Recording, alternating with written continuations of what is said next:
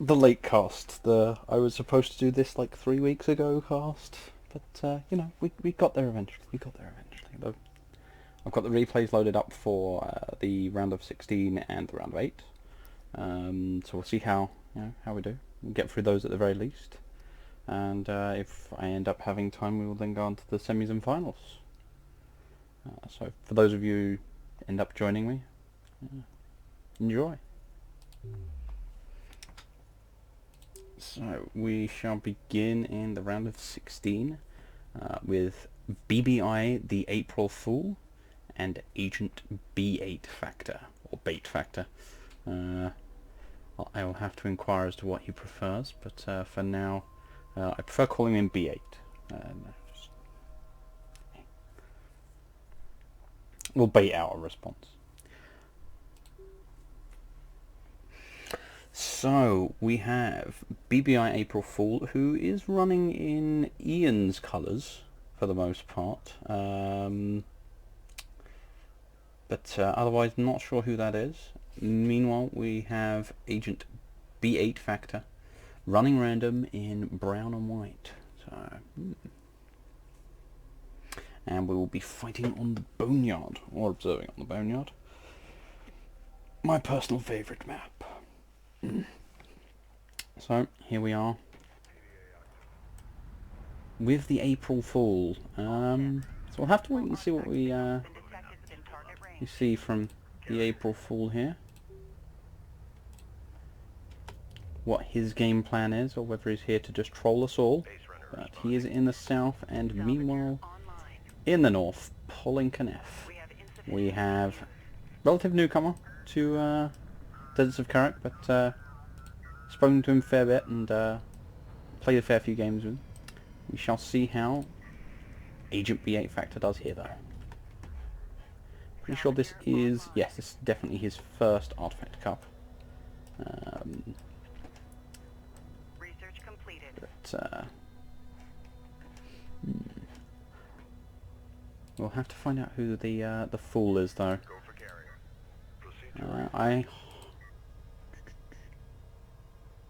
Considering the lack of long hauling, I highly doubt this is Ian, though. Ian is well aware of the importance of long hauling. Meanwhile, B8 getting set up on that first expansion, which is going to help give him an economic advantage out of the gate.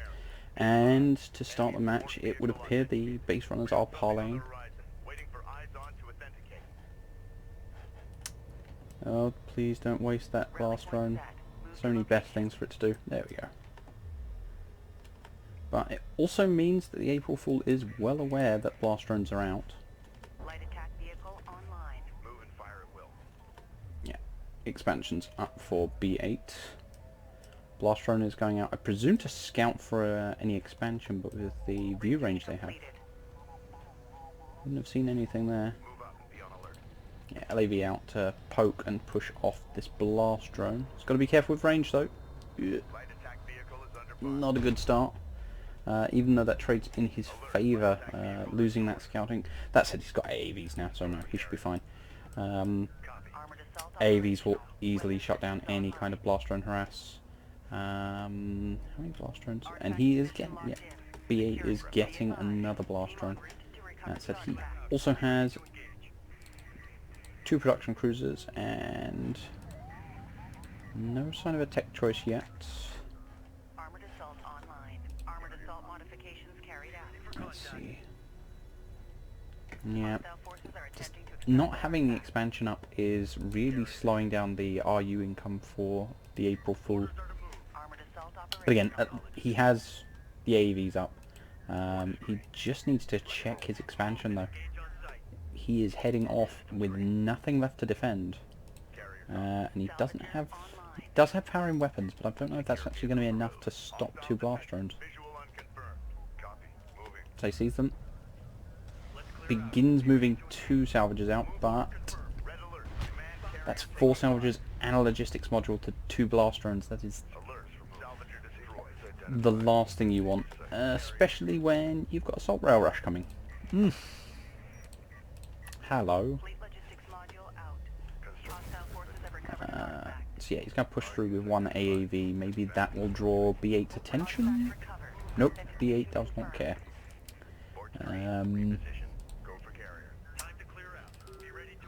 Oh, the April Fools should be getting Railgun Fab. He may have already given up though, I will admit. I would be pretty salty about those kinds of losses.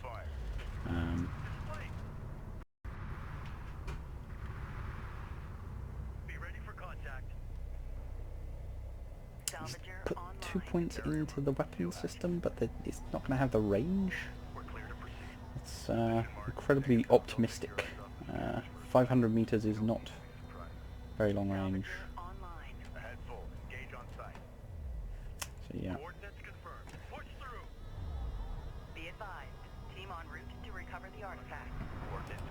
Yeah, imagine if the launcher still doesn't have range. There we go though. No? Still doesn't have range. There we go. Yeah. But he's also crippling his own economy doing this.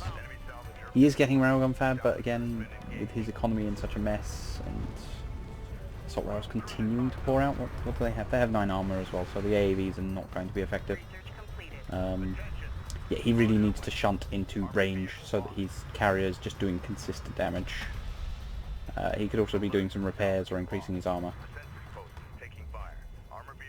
He is going for that artifact pickup, so that may help him stabilize.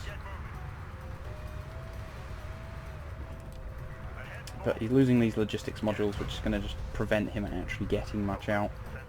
He has a railgun coming out, but well, he's got a railgun out, but at these ranges, the assault rails can quite happily murder those.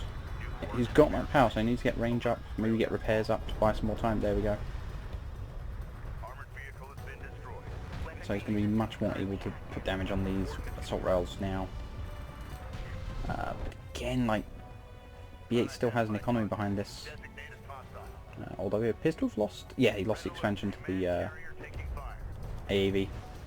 So there is some economic damage, but in the meantime... he has once again lost his entire economy, I think.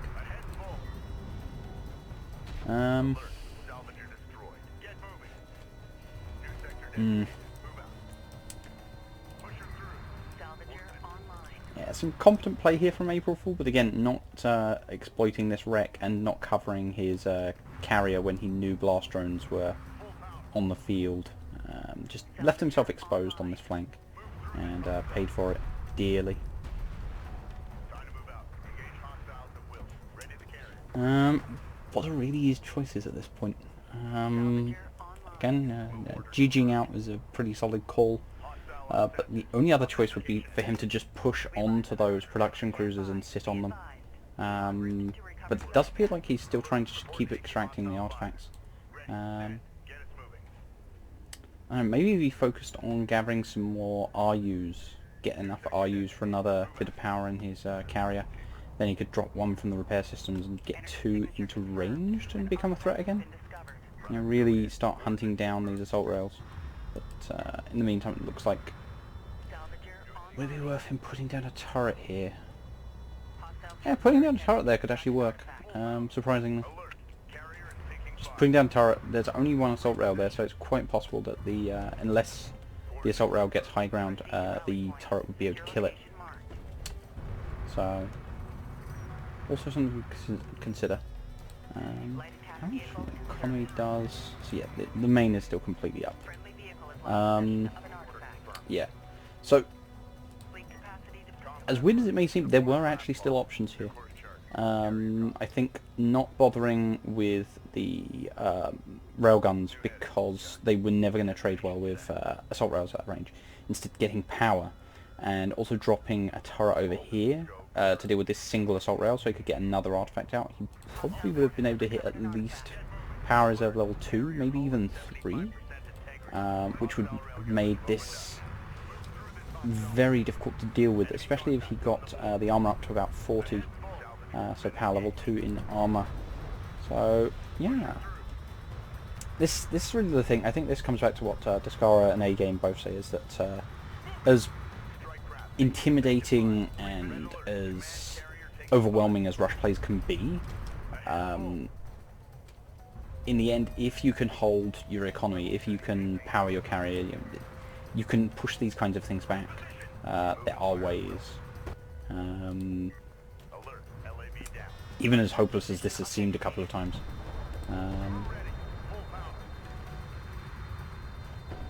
So yeah, you imagine if there was the extra 3 power here, this would be level 2, so he needs to shun across to there.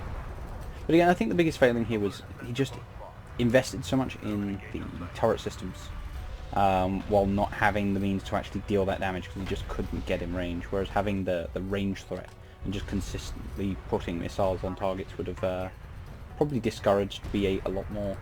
But now it is just a matter of time before this carrier goes down. I don't agree with that. There's really no point in putting into defense systems. It should just all go into range just so you can keep hitting those assault rails. But with no economy left, it's really moot.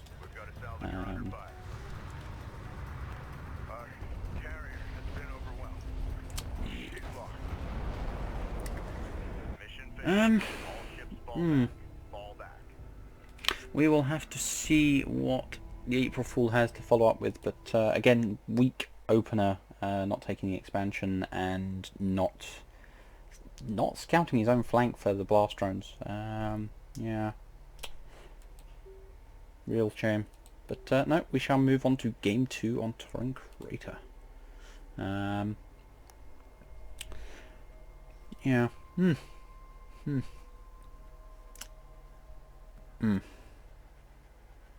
Now, I know when the April Fool signed up, he did come up as BBI Rob. But again, upon inquiring, I've been told that's very unlikely. So it's entirely possible this is just some rando who wanted to just troll people. But who knows? Who knows? So again, we will once again be seeing from the perspective of the April Fool. Again, I really hope he exploits his wreck, or at least does an eco build so he can just get everything rolling a bit quicker. But yes, the April Fool in purple and yellow, coalition carriers in the south. Meanwhile, in the north, Agent B8 Factor. So, yeah, B8's got that rail rush. I wouldn't have said he's perfected it yet, but it's still solid. And as you said, it can just be overwhelming and just give control. As long as you can keep enemy railguns in check or just kill them as they're produced. Very difficult to handle due to the sheer speed and firepower of assault rails. That's a very brave waypoint. Hope he doesn't forget about that and send the wrong things up there, like, I don't know, a support cruiser. I'm liking this. He is positioning, and yes, he is opening up the wreck early, so clearly he has realised that his economy was not strong enough, and he wants to expand early. However, there are blast drones coming in again, so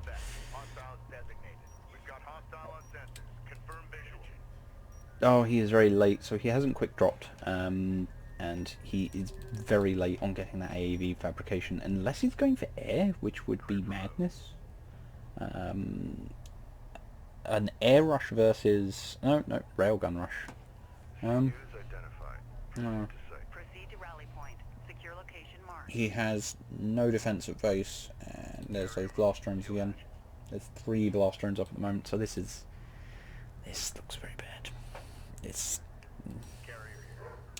that said, what is B8 up to?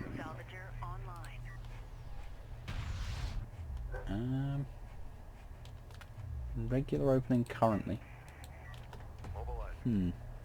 Oh, blast drones coming in, and just gets 4 salvages again, and he loses an LAV to it as well. Just, at least he didn't lose the logistic module. Not suffering that additional 250 is quite important, and I'd say is actually a reason that this map is much better matchup, and the blast drone rush is not as strong.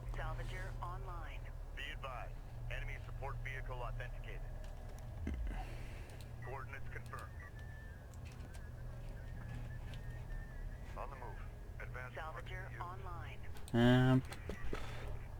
Make ready. Hostiles designated. Trackers assigned. Light attack vehicle is under fire.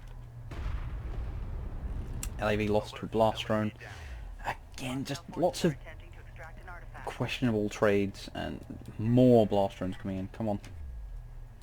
Carrier copy. It's this lack of defense. All systems go. Clear out. In regards to splitting salvagers, if you are fighting Knief, it is advisable that you get at least 2 control groups for your salvagers. And then once you pull them off, like in separate directions, you can then spam F3 and give individual orders to spread them, which can make it a lot easier to spread effectively and mitigate the damage.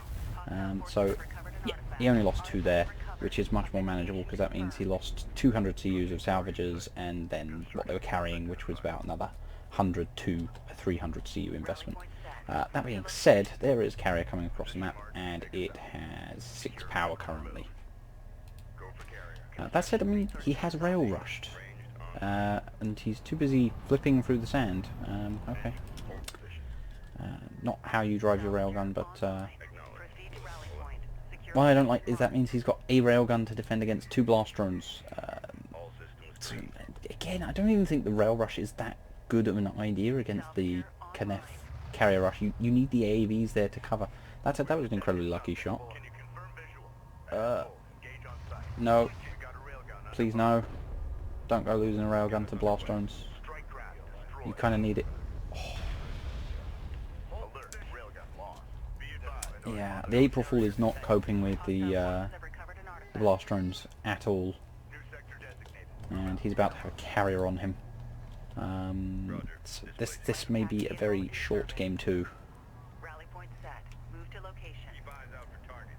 Carrier out. Monitor for contacts. Alert. Support taking hostile fire. Send message. Be advised. Enemy support vehicle authenticated. Railgun online. Strike craft taking effective fire. Hold fast. Another wave of blast drones coming around the back, so We've got a salvager under that said, the April Fool has tucked himself underneath this Knief carrier, so the missiles are not going to be effective. Meanwhile, there are railguns. He's got to keep microing, he's got to get back under that carrier, otherwise the Knief missiles are going to really start hitting home and doing a lot of damage. Already down 72%. alert. This carrier holds 75% Come on, you've got to get your micro on point here. New heading set.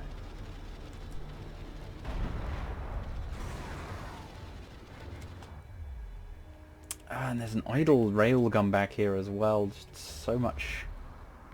Ahead full.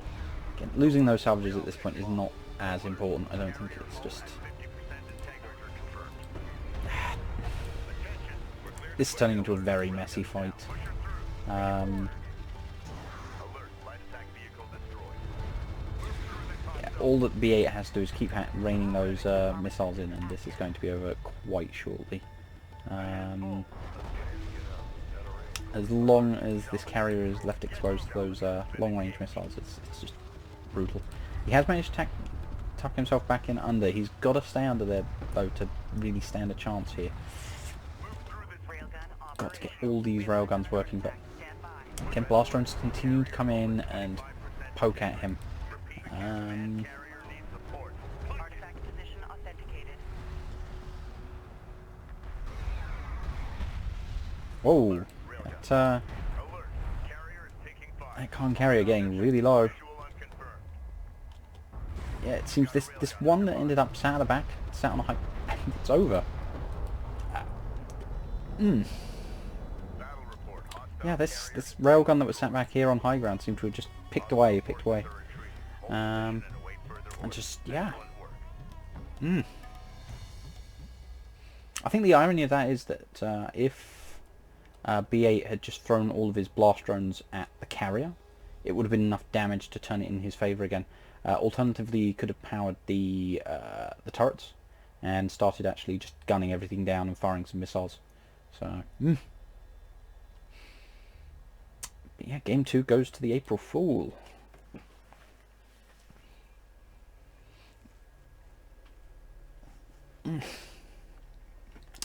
Can have all the economy in the world, but if your carrier dies... So we have a game 3. Well, B8's carrier rush didn't turn out quite as he planned. Again, I didn't expect the railguns to quite chunk through the Kneff carrier that quickly, especially so few, but I'm guessing they were just getting in more shots than I was seeing. There was only the one at long range, and the other, what was usually 2 at a time, were sat at closer ranges.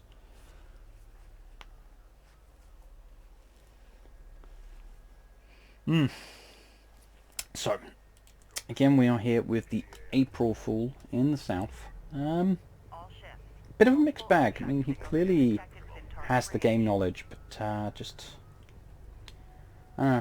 his builds tend to be a bit messy, and there's yeah, fair amount of banked are used when he needs to be investing them, but still, yeah, he's determined, I'll give him that. Meanwhile, in the north, we have Agent B8 Factor, running his Kneff for the third time, which was while running random. Sometimes you get 25% all the time, you know. But we'll see. I do feel like it was very important, the fact that that the April Fool actually did secure his expansion early. I feel it made a huge difference to his income and allowed him to keep going, and it meant that the blast drone aggression was mitigated somewhat. Something to do with probe scouting. You've got to keep in mind you need to be aware of AA. When you're scouting coal, the only thing you need to avoid is the base runner. Whereas when you're dealing with Gaussian or Khan, you've got to avoid the base runner, you've got to avoid the production cruiser, and you know, it gives you a lot more you're gonna commonly run into. That said, he has scouted blast drone rush, so hopefully he is going to respond to that and deal with it properly. I mean, I suppose he could sack one LAV to detonate both, but no, he only gets one. That said, knocking out one of those blast drones means there's suddenly no threat to the actual expansion. His salvages will survive the blast. End of. Which buys him more than enough time to get a VFAB. A VFAB. Come on. Come on, fool. You need a VFAB. You must have realised by now.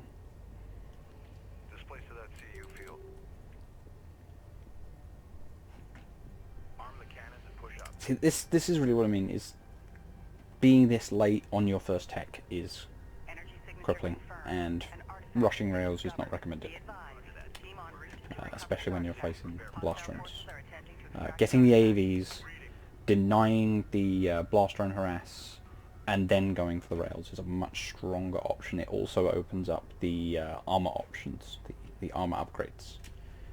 Which is really important to making it so that your railguns don't just die to, say, a skimmer counter or something. That's it. I mean, he's keeping the blast drones off this time. However, it looks like they might be going to sweep round, which again would be bad. The April Fool is playing it quite greedy. Meanwhile, what is B8 doing? No sign of any tech on him again. Also, can we just appreciate the fact that while having no actual military units, B8 does have 2 blast drones, which are a substantial threat, which are keeping the April Fool on his toes. Yeah, April Fool knows full well to take advantage of and exploit the height advantage. Meanwhile, these 2 blast drones now sneaking around. There is a turret though. Is it well placed though? Oh, I can't get the height map up. Yeah, that should do. Oh, 1 second.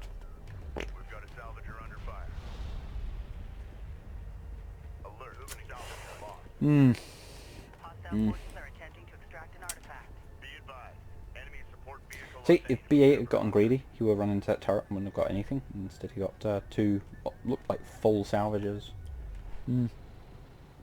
So the harassment continues. Again, B8 sticking to the blast drones, meanwhile having tech assault ships. So, yeah, so he's got refinery upgrade. He's going much more economically focused this time. He's played 2 aggressive styles, so he's moving into a much more economic play. So, yeah, assault ship is up, and the April Fool is about to scout this. So what are you going to do with that information? Yeah, second production cruise comes out, and B8 is moving to take his final wreck. Meanwhile, turret going out on very well placed actually. That's going to prevent this assault ship from really being a threat, and will actually take it down very quickly. Again, it may only say 30 damage, but the number of 30 damage shots with 50% damage and accuracy makes rather short work of most targets.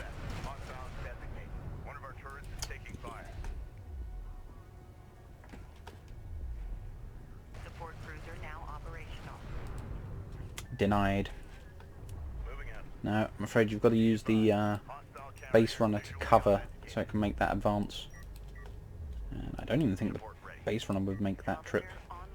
So 2 more assault ships coming in, and I think B8 is opting to just avoid the turret, which really is best bet in this case. Railgun online. Meanwhile, is that another turret? Yep, that's another cheeky turret. But doesn't last long because point blank blast drone quickly shuts that down. And with assault ships already on top of this, if the April Fool opts to put down another turret, it's just going to die before it gets to fire. So, meanwhile, April Fool has expanded. He's got a support cruiser on that wreck now, so he at least has 2 base, but he is now up against 3 base, so he is going to need to ramp up if he's going to compete. But yeah, he's complete waste. You've just given away another 250. Oh, that's a misplay. That's a pretty bad misplay. Oh no, because of its placement. Will it?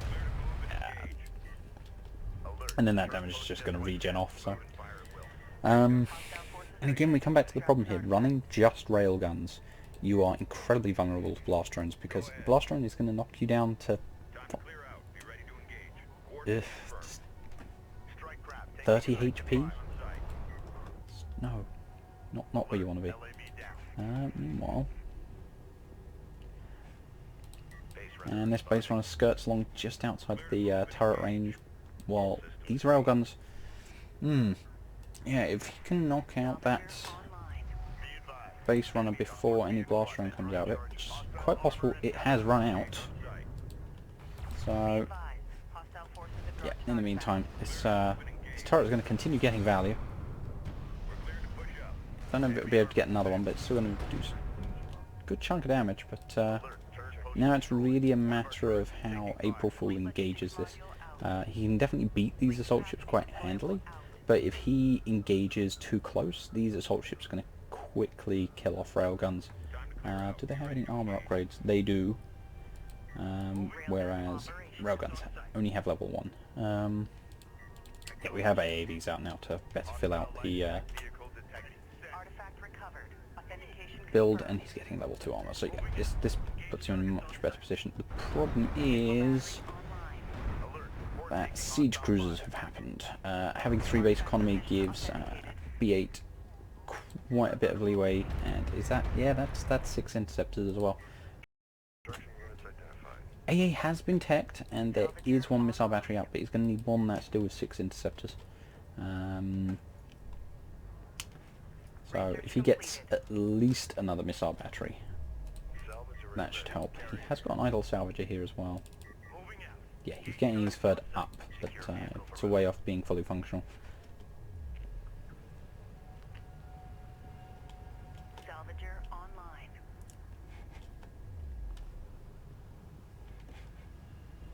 Enemy contacts on the board. And it looks like, is that full transition? There's 1 armor, but there's no speed upgrade. Move order confirmed. Push through. Really needs to be a speed upgrade. Railgun online.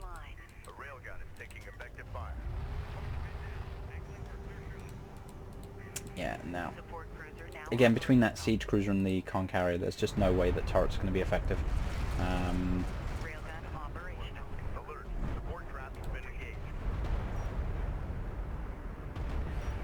Reposition. So, something interesting for Trap locked. everyone to note.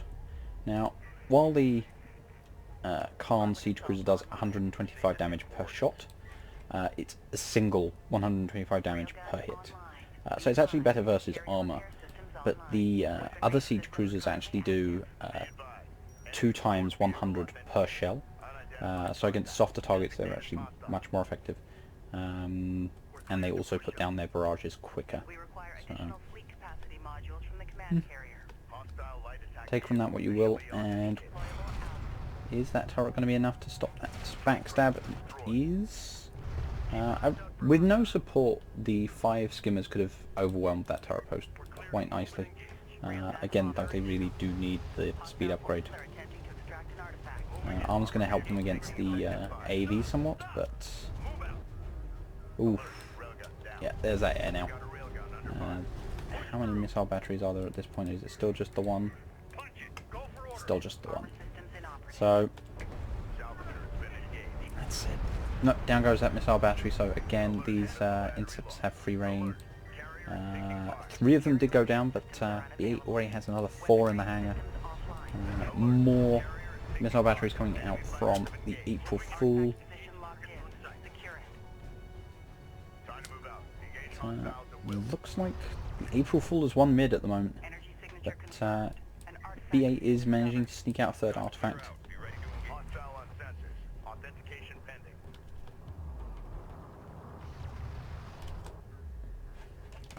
Where are the losses? Units lost. Keep eyes out for targets. So yeah, you can see like the April Fool has been trading really well. So even though he's at that weaker economy, he's actually in quite good stead. However, if he does not have, he does not have AA on his support cruisers, so this is completely open. So hostile forces have recovered an that siege artifact. cruiser is completely at the mercy of these interceptors. However, they idle out and return without firing.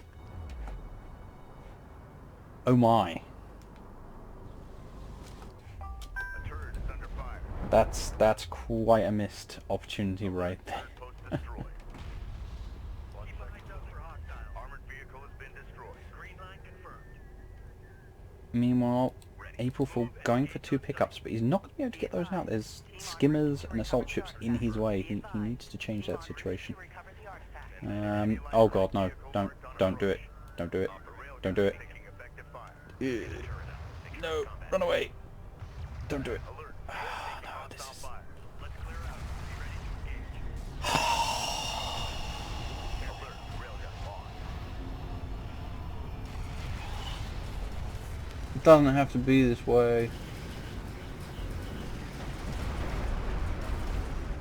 Alert. It doesn't have to be this way. Armored vehicle taking effective Makes me fire. sad. Never crest into assault ships. Never. Doesn't even matter. Just don't. Friendly vehicle has lost possession of So with all those rails now dead, Designated. Trackers assigned. and there's a siege cruiser, there's a carrier, there's 2 assault ships, and a blob of Reposition. Strike tracker destroyed. Sensors that huge misplay for the sake of 3 assault ships. Like, there's no reason to engage them. sensor post lost. And now he's going to lose home base. Command carrier taking fire. Main's gone. There's no doubt there. Attention. He's 1 down on artifact. He is being greedy and building battle cruisers. I am telling you here and now, April Fool through the game by getting battle cruisers. Like, no way these battle cruisers are a good idea. Alert. Salvage. Unless he can get them on top of that Kenneth carrier, they are going to let him down. And all of that investment is what has put him in this position. Under fire. If everything he's put into this had gone into more railguns, more AAVs, and more AAVs, he would have won this fight. Down. Punch it. Meanwhile, instead he's... Oh, Jesus Christ. Taking fire at full. Gauge on sight. Receiving. He doesn't... Alert. Yeah, he doesn't even have max armor yet. He should have got level 3. He should have got mag accelerator. Like all these things he should have gotten, which aren't battle cruisers. Matter of fact, if he's running these battle cruisers, he needs to be running at the Kneff. No. He could have won this. He's gone the wrong way. He could have just gone straight at this Kneff carrier, popped out the 2 battle cruisers and killed the Kneff carrier. But instead he's dumping them out back at main.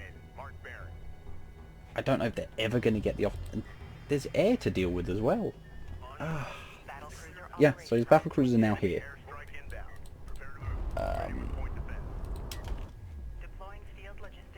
And yeah, there's not enough AA cover. This battle cruiser choice just terrible. April Fool legitimately had a lead on this. Like massive lead as well off of those losses. Like it was so in his favour and it's flipped. Oh. Oh.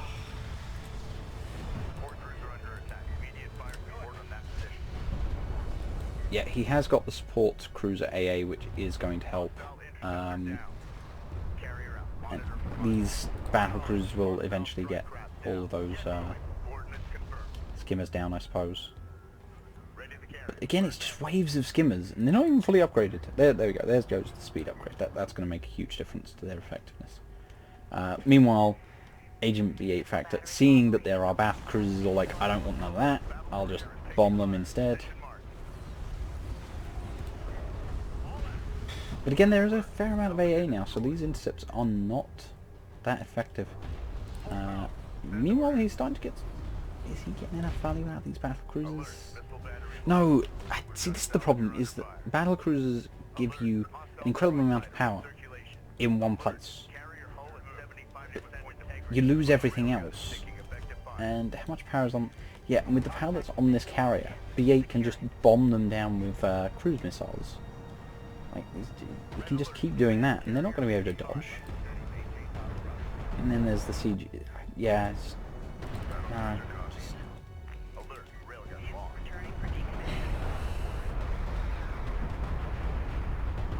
Battle cruisers really are just a support unit. Sort of, they're just too expensive for it, I think. Just the amount of investment for a unit that just... It has one job, kill carriers. That is its thing. But it's got to get the carrier. I mean, it ain't happening. Once this support cruiser goes down, which it looks like B8 is now focusing down. Ah, that's it. Stop it. Put power into range and then shift to weapons. Stop being so greedy. Like, haha, I can fire 4 missiles at a time. Yeah, when you get in range. How about some range increase first? Meanwhile, just, yeah.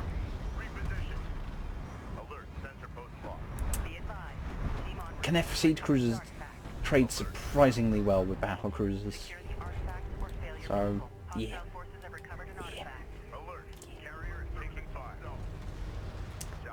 The Kneff brute cruiser.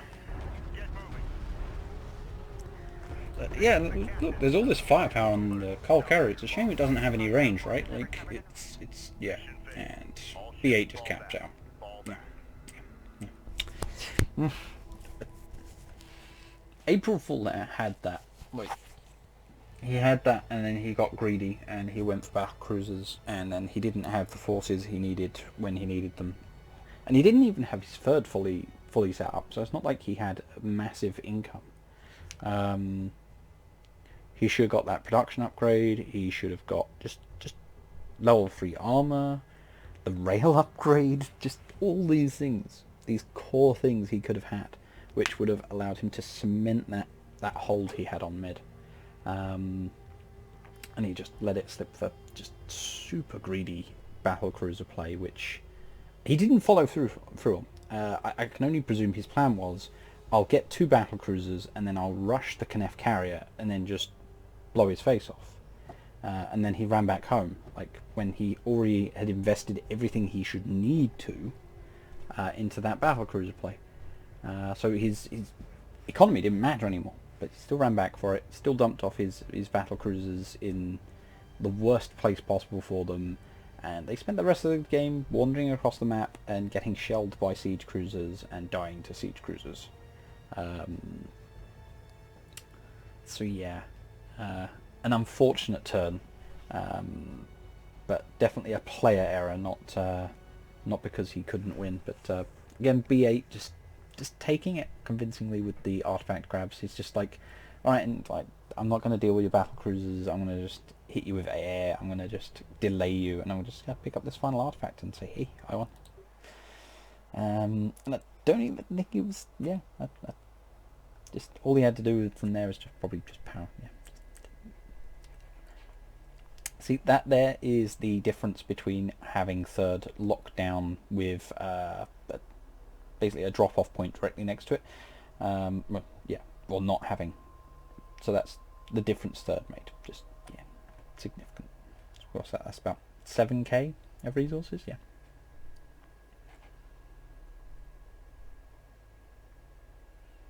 Maybe I'm just, yeah, 7k. So yeah, and that's B8 fact coming through from the round of 16. Now, let's see, yeah. And then we have the other round of 16 match, which is Mordax Praetorian versus Raving Loon, starting on Torrin Crater.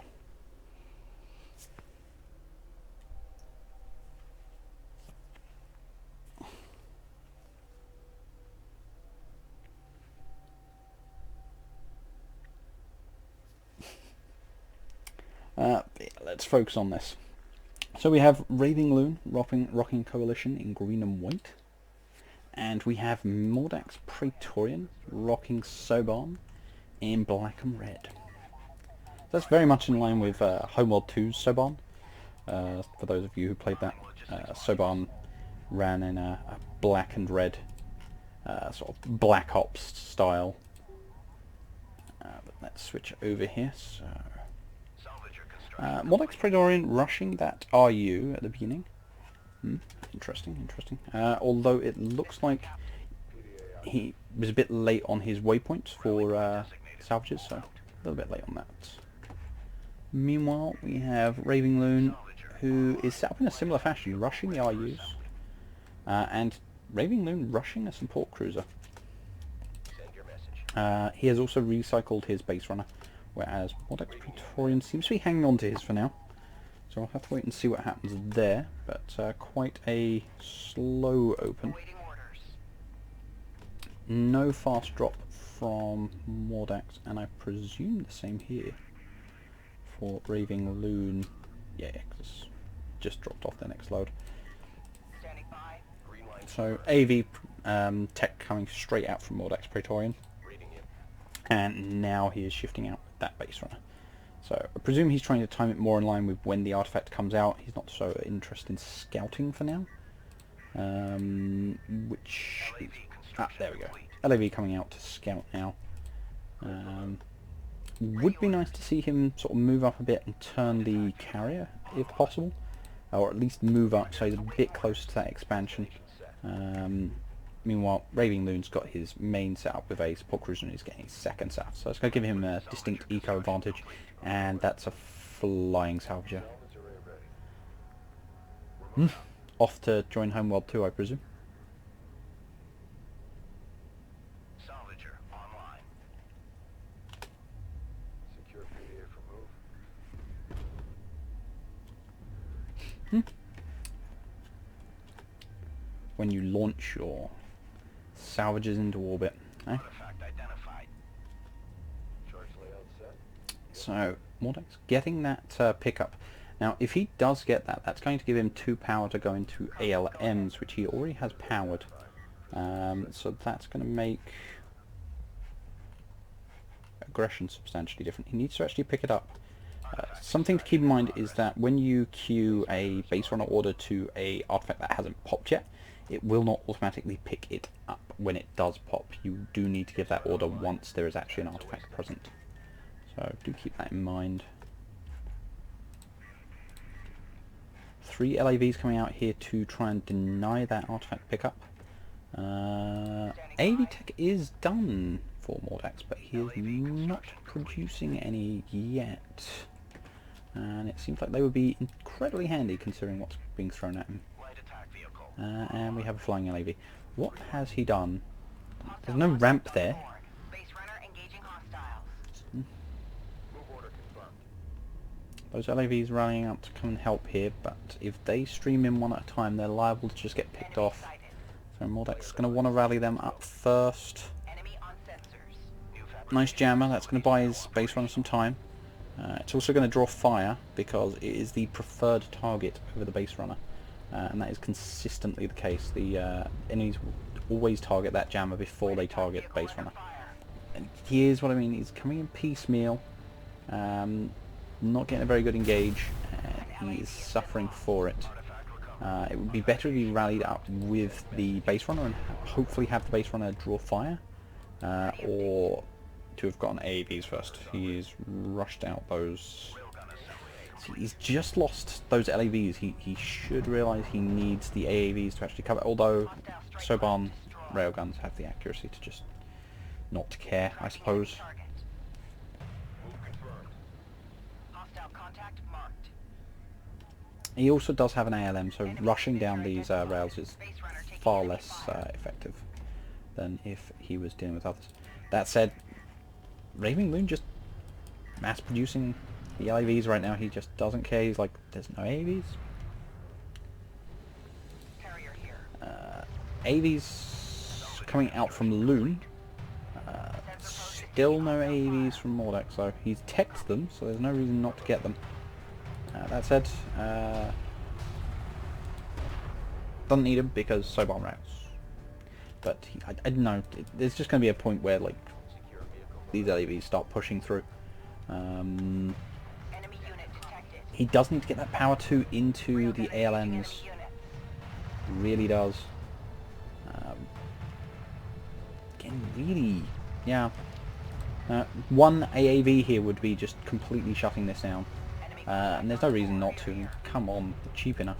A railgun has been launched. Like, this unnecessary losses. Like, this fight could be so one-sided with just an AAV mixed in. He could also recycle this base runner and get some more cash. But yeah, as far as I'm concerned, he just lost 2 railguns for no good reason. He has more than enough to have had some AAVs. Soban rails are good, but it's not what they're meant for. So again, just getting a few. Hostile unit Oh no! No! No! No! No! No! No! No! No! No! No! No! Back! Back! Back! Back! Back! Back! Back! Back! Back! Back! Back! Back! Huge misplay. He's just given an attack order, so they've just run down into this fight. Meanwhile, what he could have instead done is set up over here and been able to fire at range. Yeah. Some very poor micro here, I'm afraid. Never rely on the attack order. Give move orders and let your units pick their targets. And then when you need to be dictating, start, giving specific orders. Don't let attack orders dictate their movement. Otherwise, this happens. And again, over-reliance on ALMs. Just, carrier here. keep in mind these are 250. He's got 27 used pop cap and 85 total.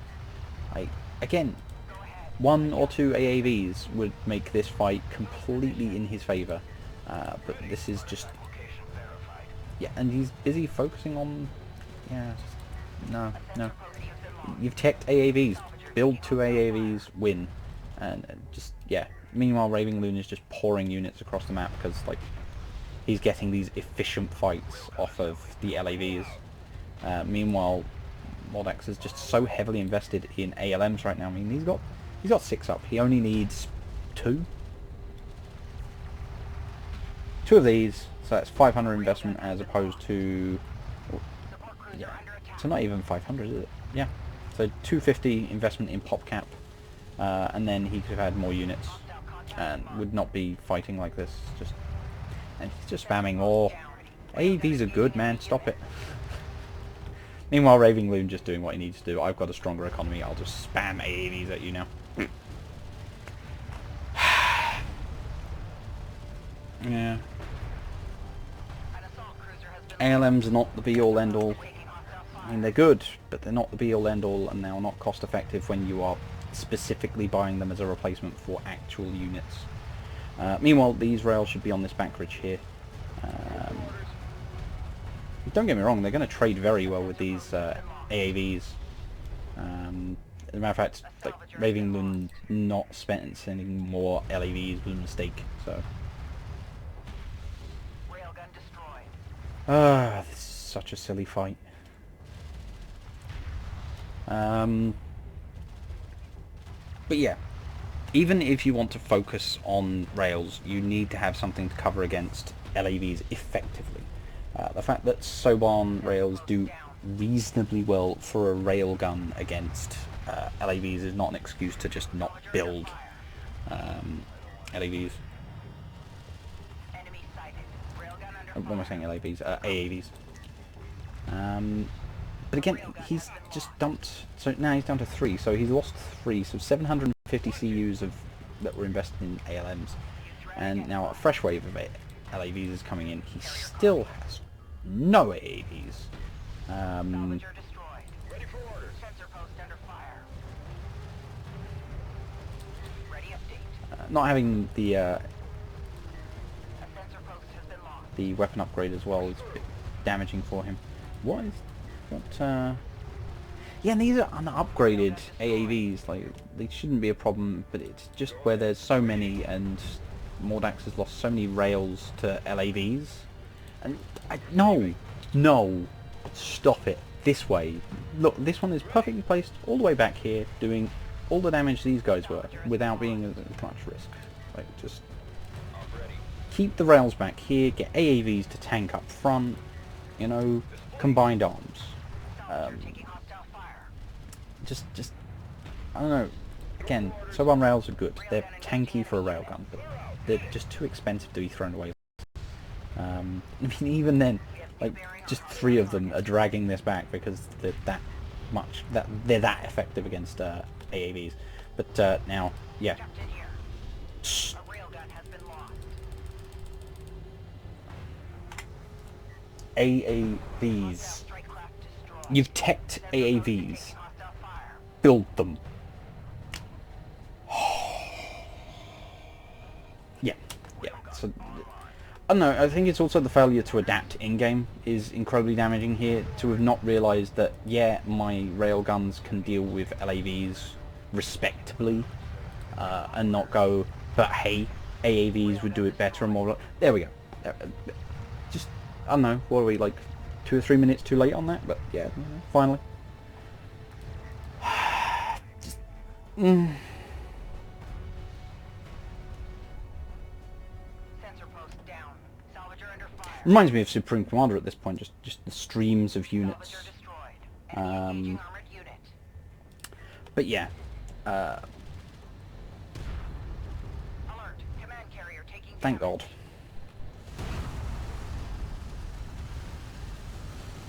Hostile threat marked on sensors. Hostile railgun has opened fire. So these 2 should have been the first units produced, right? Hostile strike craft So eliminated. he techs AAVs, he builds 2 AAVs. Then from there, he can just spam rails. And if anything goes and invests fire into these AAVs over his rails, that is these guys doing their job of keeping railguns alive. Enemy unit detected. But no, he instead let the enemy, like, Hostile unit just marked. do as he like. And yeah, it's over now. Tracking enemy target. It's over. That said, these 0 armor, Hostile target. Enemy signature identified. I'm going to hope that Mordax has learnt from this, and that next game we see a more diverse unit loadout. But yeah. Enemy on sensors. Mm, Alert. Hostiles engaging command carrier. mm. Captain here.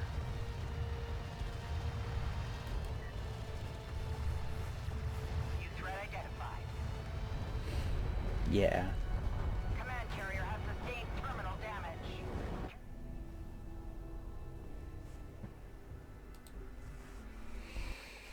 AAVs, they tank hits, they kill light units. So bomb rails, they kind of kill everything, but they're still expensive for their cost, and they've got low HP. So yeah, just yeah, don't be don't be so greedy. Okay, where is game 2? There we go. So we have game 2 on the Shallows. So yeah, let's see if Mordax has learnt from that match, and hopefully we see Raving Loon do more than just stream units across the map. I mean, he got his 2 base set up, and then he just kind of went, well, I don't seem to need to try, I can just spam units at it. My enemy is not properly diversifying, so yeah. Again, we'll see.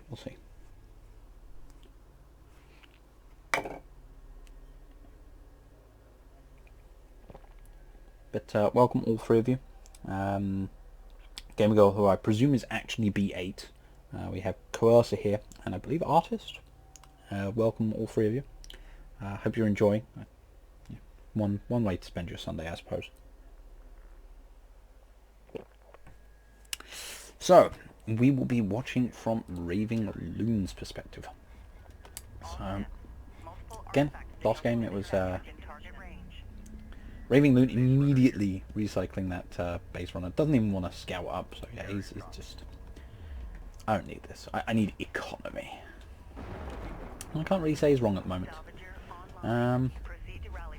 Meanwhile, yeah. Mordax, again focusing on those RUs. But Raving is definitely going very economic. He's getting all those CUs. So it's possible that he's, considering what he experienced last time, he wants to just go more LAV heavy right off the bat and just kind of swamp Mordax. But we'll see.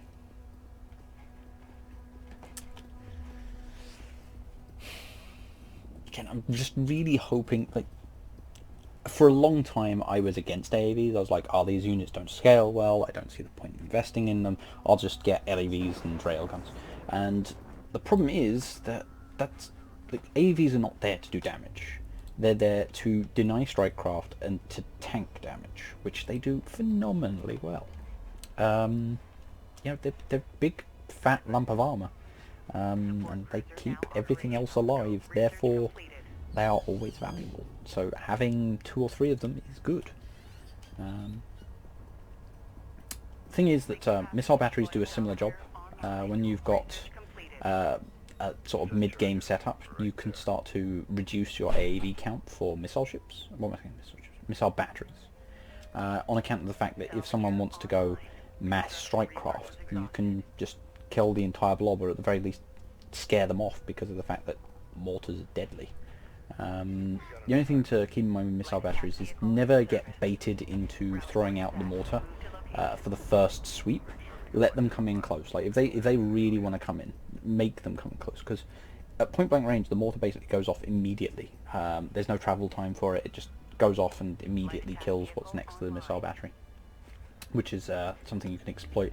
Whereas if you throw it out there, they dodge it, they weave out of the way of it, then you end up leaving yourself open. So, but no, missile battery is really good ground support unit thanks to that mortar.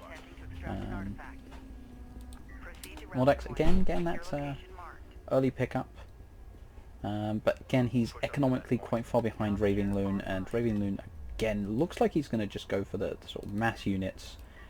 He's going to have his LAVs deny this opening. I'm really hoping... Right, so Mordax is going for an eco open himself, which, being as far behind as he is, might leave him quite vulnerable. Does he have AAV tech? Yeah, he's got the AAV tech, so really he needs to be getting some AAVs out. Just 2 AAVs would really help him out. Raving Loon's for a little bit off. I mean, he wanted to just set these up so it was going to be a bit more awkward for Mordax to just jam them, but end up being behind this dune. But I think he's still going to deny that artifact. I still would have preferred he got up to the top here, get that height bonus, and just kill this that much quicker. But again, it's not going to matter, I don't think. maybe a really jammy target weapon jammer would have worked there. Hostile support craft down. I would not build an LAV here, not even for scouting.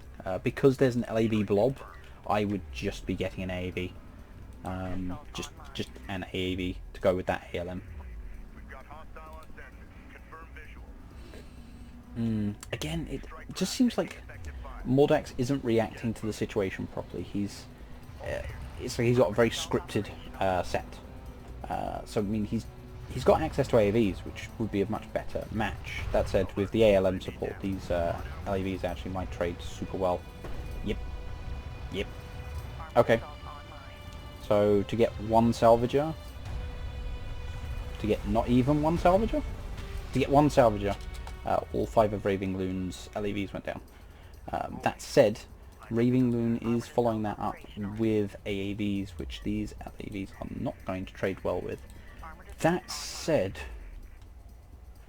one of the beautiful things about the Soban carrier is the fact that it's PD's Sunder, so they'll actually apply the -4 armor the same way a regular railgun would. If Mordax takes advantage of that, it means that he's got a rail up already, but lack of armor does mean it's going to be vulnerable to these AAVs. I would like to see this railgun go up here, get on a nice high perch for the extra damage, and it would literally just be a big no-no to these AAVs. So just get rails up on here, so two on each side, and then like these guys would come in and just get shot in the face. Instead, he can't see them because there's terrain in the way. Armor vehicle taking effective fire. Please don't drive forwards. So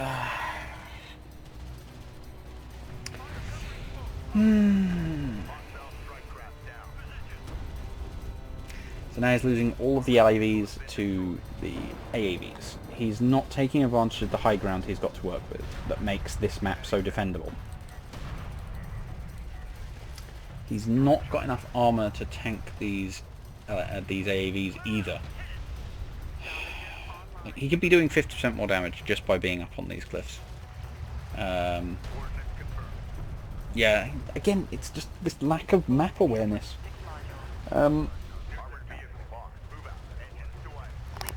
He's just fighting his opponent in the face when he doesn't need to. Take the high ground, effectively render all this line of sight blocking moot, kill enemies at longer range, and kill them quicker. Like that one would have already been dead, this one would probably be dead. Yeah.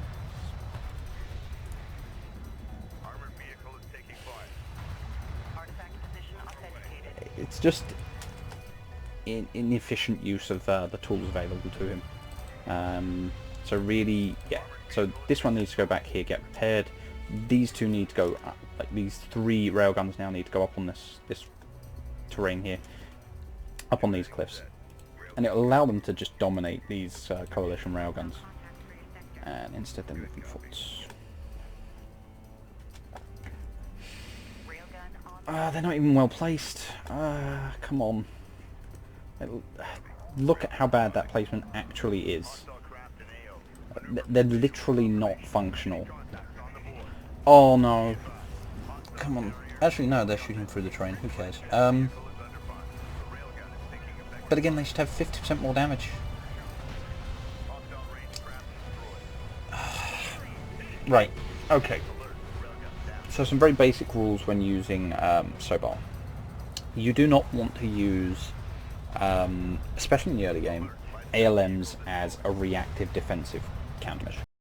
You want to build them in line with your PopCap needs as a free defense tool, because otherwise you get yourself in this position where you've invested, what's that now, that's 1,500 CUs in completely immobile units, which you can't be aggressive with, you can't be reactive with.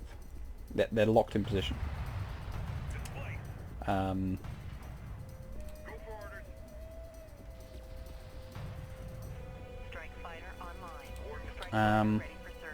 Raving Moon's gone air, which is again great call for this matchup. I don't think there's any sign of AA from Mordax either.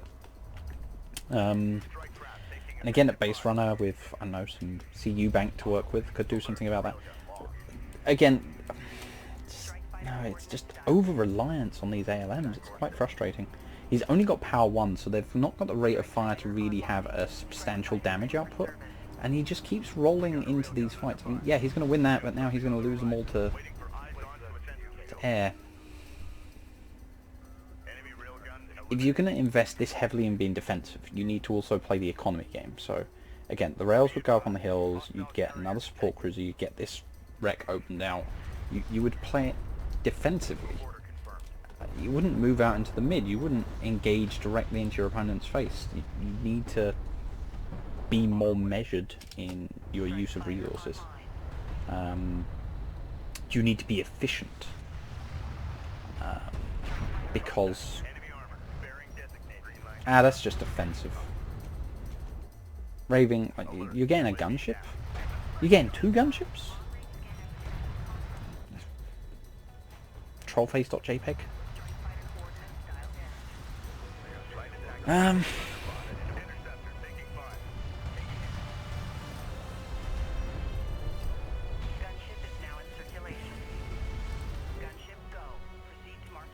there's 2 missile batteries up now. So that's gonna eventually just punish this strike fighter play, which doesn't seem to be pulling back. So they're taking a lot of damage and suffering a lot of attrition in this fight. And they're not doing much economic damage either. But again, Raving Moon is once again set up with pretty much complete free base, whereas Mordax is running on 2, and that's simply where instead of having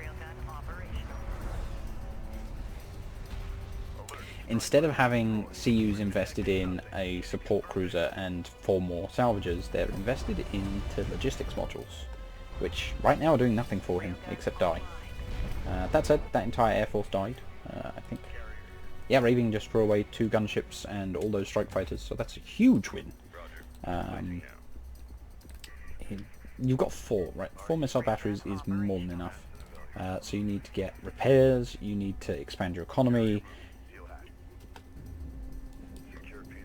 Where the hell are you going? Why are you going there? Right, okay, yeah, okay, you realise that was a bad... If you just rally up so there's 4 of them and you move out, I swear to God. Again, this is why AAVs, LAVs, that kind of unit are important to mix in with your rails, just to give you that extra sight range, to give you a damage sponge to sort of mitigate damage on these guys. But again, right now this guy could go back, get repaired, and Mordax could quite happily get... What's he doing resource-wise? Yeah, again, every time he's got the resources, he's just throwing out more ALMs, and it's not even like he needs to throw out the ALMs, he's just throwing them out. Another thing to keep in mind is that if these rails were instead up here, they would actually get a height bonus. They would take this fight far more convincingly. That's it, they might not take this fight at all. That's damage upgrade for Coalition. No damage upgrade for Soban, and that's going to make a huge difference. Don't get me wrong, the Soban rails aren't doing bad even though they're outnumbered, but it's the way you take this fight. So what's that? Yeah, so it's not built any more missile batteries, thank God. But he's so invested in things that can't move. They're static. They should not be your go-to.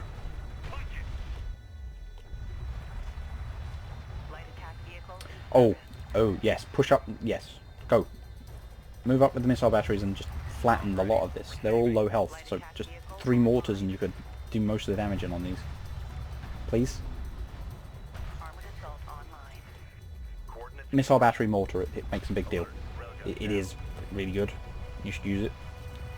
And you should stop spamming items. It's so expensive to do. Don't do it. Yes. Look at that damage. It's just amazing. Unfortunately, he didn't get the second one off. Real shame, but again, unfortunately he doesn't have that second one to deal with these. Alert, railgun lost. Strike fighter ready for service. Just I've got someone. Strike craft taking effective fire. Yeah, like it's not even as though Mordax isn't trading well. Like he's actually winning on trades, but because he just doesn't have the economy that Raving Moon does, it just doesn't matter. Oh, that was a nice missile battery hit though. That just yeah. So Strike systems online. Ready to burn. Op ready. again and again, it's like Fighter online. Soban units are very efficient, and ALMs help them be more efficient. But without the economy and without proper fleet composition, with overinvestment in ALMs, which I don't even think being included in the unit lost calculation. So I mean that suddenly changes that calculation a hell of a lot. Ha! Welcome to the wonderful world of 1 damage. Alert, strike fighter. Gunships are awful. Is there really only 1 missile battery? That is hilarious. Online. Oh no, that's 5 damage and then not 1. It's a little bit better than terrible. Railgun operational. Rip. So yeah, Raving Lun once again loses an entire air force. Mordax once again sits on flat terrain when he's got perfectly good defensible terrain up the back, whereas he could be there and have height bonus. He could be here and have height bonus. That said, he's got quite a few rails which aren't upgraded properly.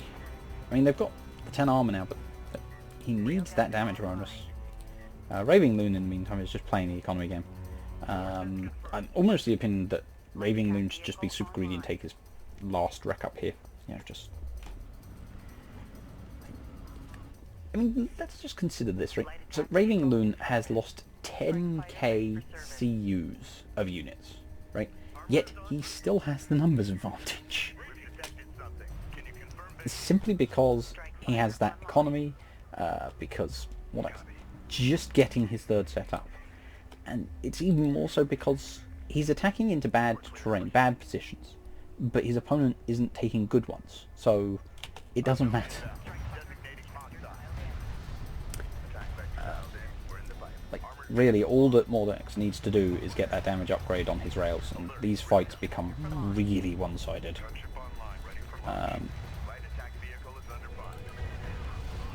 Mortar, bam. So yeah, again, Soban units are really strong. Their mid-game is super strong, and it shows. It's just ineffective use right now.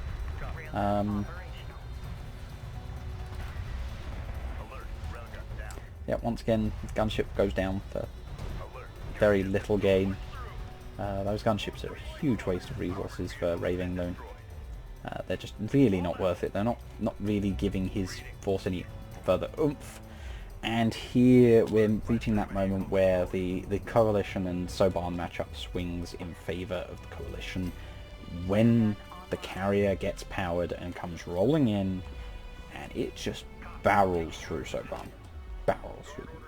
Light attack vehicle If online. Assuming guard position. Light attack that's vehicle what's in deserved here. service. Swift slap across the face, because no. Mark, take us out. Have an LAV scout, have 2 AAVs sat at the front. Authentication pending. Do not face tank Taking effective fire. with rails. Tracking armored craft on approach. Stop it. Soban rails are good. That doesn't make them an any unit. Stop it. So, yeah. Be advised. Hostile carrier detected. Armored vehicle is taking fire. I regret my life choices. They involved me throwing away perfectly awesome units because I decided they're god tier and they're not. Enemy railgun eliminated. So yeah, these Soban rails should be retreating up to these cliffs here because, oh god, there's a carrier, I need to do maximum damage to the carrier. The missile batteries should retreat behind the carrier and let the carrier tank damage, and then it just becomes a case of trading. Strike fighter ready for service.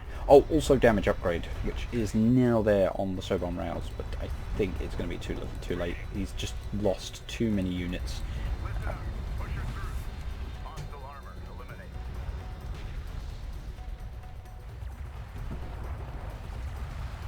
Strike fighter coordinates dialed in. I'm just going to be sad for a bit.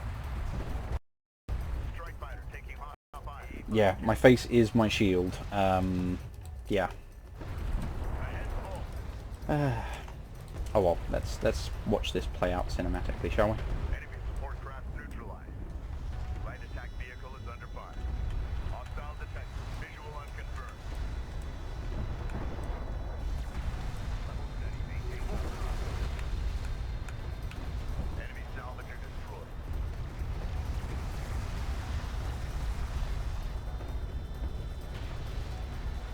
Hostile range craft destroyed. Pow.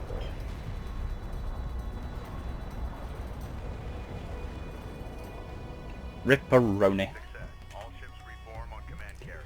Great Just I don't know. Like, Modex has an understanding of the units. He realizes where the strengths are, hence why he focuses on those railguns. But like, you still need those other units there. I mean, once he got the missile batteries, it did help immensely. But he still wasn't using terrain. He was very late on getting the Soban damage upgrade, which is just such a big deal.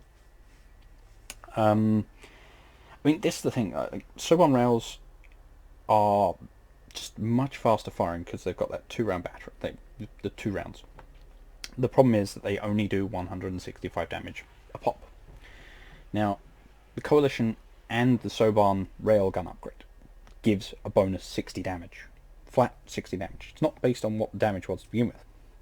Which means that the Soban damage upgrade is actually a bigger deal than the Coalition one. Which is disgusting.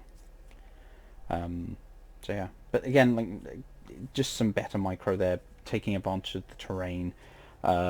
Setting himself up defensively because Raving Loon was just throwing units in.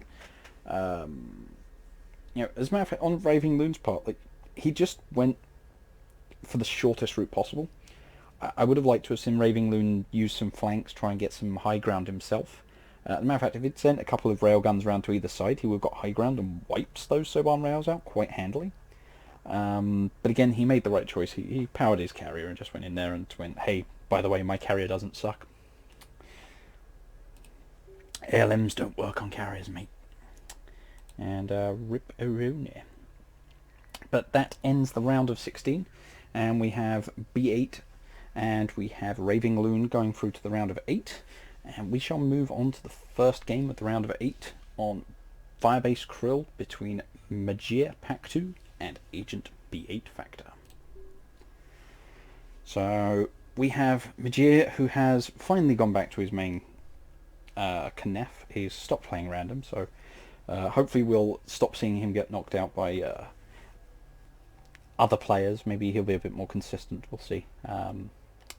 Meanwhile, we have Agent B8 Factor still running the random, so we'll see. I'm pretty sure he pulled Galcian, is what it said on the replay, so let's have a look-see.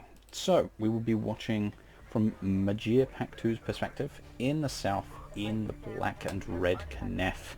Meanwhile, in the north, in what looks like black and white, but we know is actually brown and white Galcian, is B8 Factor. So,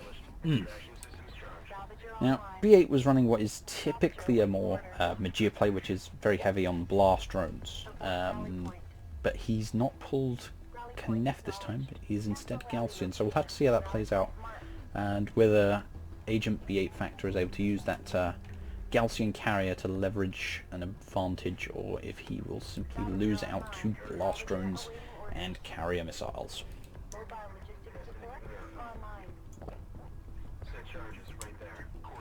So, regular opening, getting their expansions up early, getting their economy all up and running. Positioning good. Again, it looks like a quite good position here from B8 Factor. He's got it turned so that his soldiers have the shortest route to go there. Are these guys? No. So that's pretty much perfect placement. The only problem he's got, see these two closest ones? Because they're underneath the carrier, they're having to move out from the carrier to drop off. So a quick order to move them out so that they don't need to move. Or have they corrected? No, they've corrected themselves. So nope, that's pretty much perfect carrier placement for most effective mining across the board. So very good. Puts him a little bit ahead of Majir, who it looks like is going for a very greedy rail rush, but he has not quick dropped those resources. There it goes. Quick dropped, and bam, there's that rail fab. So that looks like a rail rush, but he's very late on the second production cruiser. Probably in part due to the extra skimmer there. But yeah, he is a bit behind on that. So he is quite vulnerable at the moment. If B8 has some kind of response or play right now, again, I don't know. Let's have a look-see here. So, 2 skimmers up. Are we going to get rail wars? I think we're going to get rail wars. If we do get rail wars right now, my money is kind of on B8 factor here, because he's 2 production cruisers up already. Assault rails will come out and beat the skimmers, and then it's 1 production cruiser against 2. However, B8 has split up, which is a really bad move. I would like to see these 2 rally up. There's B8 Vector running assault ships. Ooh, that's going to be bad for him. He is up against rails, so yeah, so that's a very poor choice. The reason for that is he's got 2 production cruisers, so he's paid an extra 600 CUs for a second production cruiser, and then he's paid for the more CU intensive tech, which puts him at quite a deficit and slows him down. Really, if you're going to run the assault ships, you run it off of 1 production cruiser. Maybe he was hoping to fake out his opponent, but again, it wasn't really like it was scouted. So it looks like these assault ships are going to trade well into the first assault rail, but I don't know if it's going to carry on from there. B8 Factory is going to need to maintain his aggression, keep the pressure on, and take advantage of his stronger production, but looks like he's panicked a bit and he's pulling back. So no, that's going to close his window quite quickly. Really, I would like to see him just take this plateau up here and deny here, just sort of come forward, fire down to prevent any mining from taking place, pulling back. Forcing these assault rails to come in close, and really helping to turn this investment into a good, just convert it into benefit. But instead he's come all the way back here for a single sand skim, which is going to run off now. So I hope you're taking air right now, mate, because otherwise you're in big doo-doo. Meanwhile, it looks like, yep, so Majir is instead pulling back into an eco game. So for him, he's got the rails to hold off any aggression, and he just wants to get an eco advantage now. He knows that his opponent's not got third. He knows that his opponent just probably doesn't have refinery tech yet because of the investment into assault ships and the extra production cruiser. So he knows that as long as he keeps his investment in military units to a minimum, he is fine. However, there is that air switch. I'm going to presume missile ship, but no, he's instead investing in the railgun armor. So Majir, it makes sense. It makes a big difference to the survivability of assault rails. It's really not going to help against this air which is going to be coming. And I would have... So I'm guessing, off of seeing 2 production cruisers, Majir has presumed that his opponent's a bit off point, and that his opponent is going to either rush siege or stick with mass assault ships. He isn't expecting that air switch so soon. So, but right now, yeah, those intercepts coming up. As long as they don't shoot like the sand skimmer, which they do, that's a shame.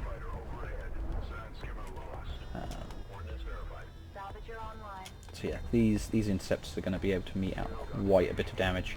Again, these assault ships just constantly out of position, not where they're needed. So they were up the front, they pulled back, now they've gone back to the front. But no, the Intercept's instead going to carry the day by the looks of things. No! He's... Yeah, again, they're targeting those skimmers rather than those assault rails, but it looks like on this next pass... Whoop, there we go. Last of those assault rails goes down.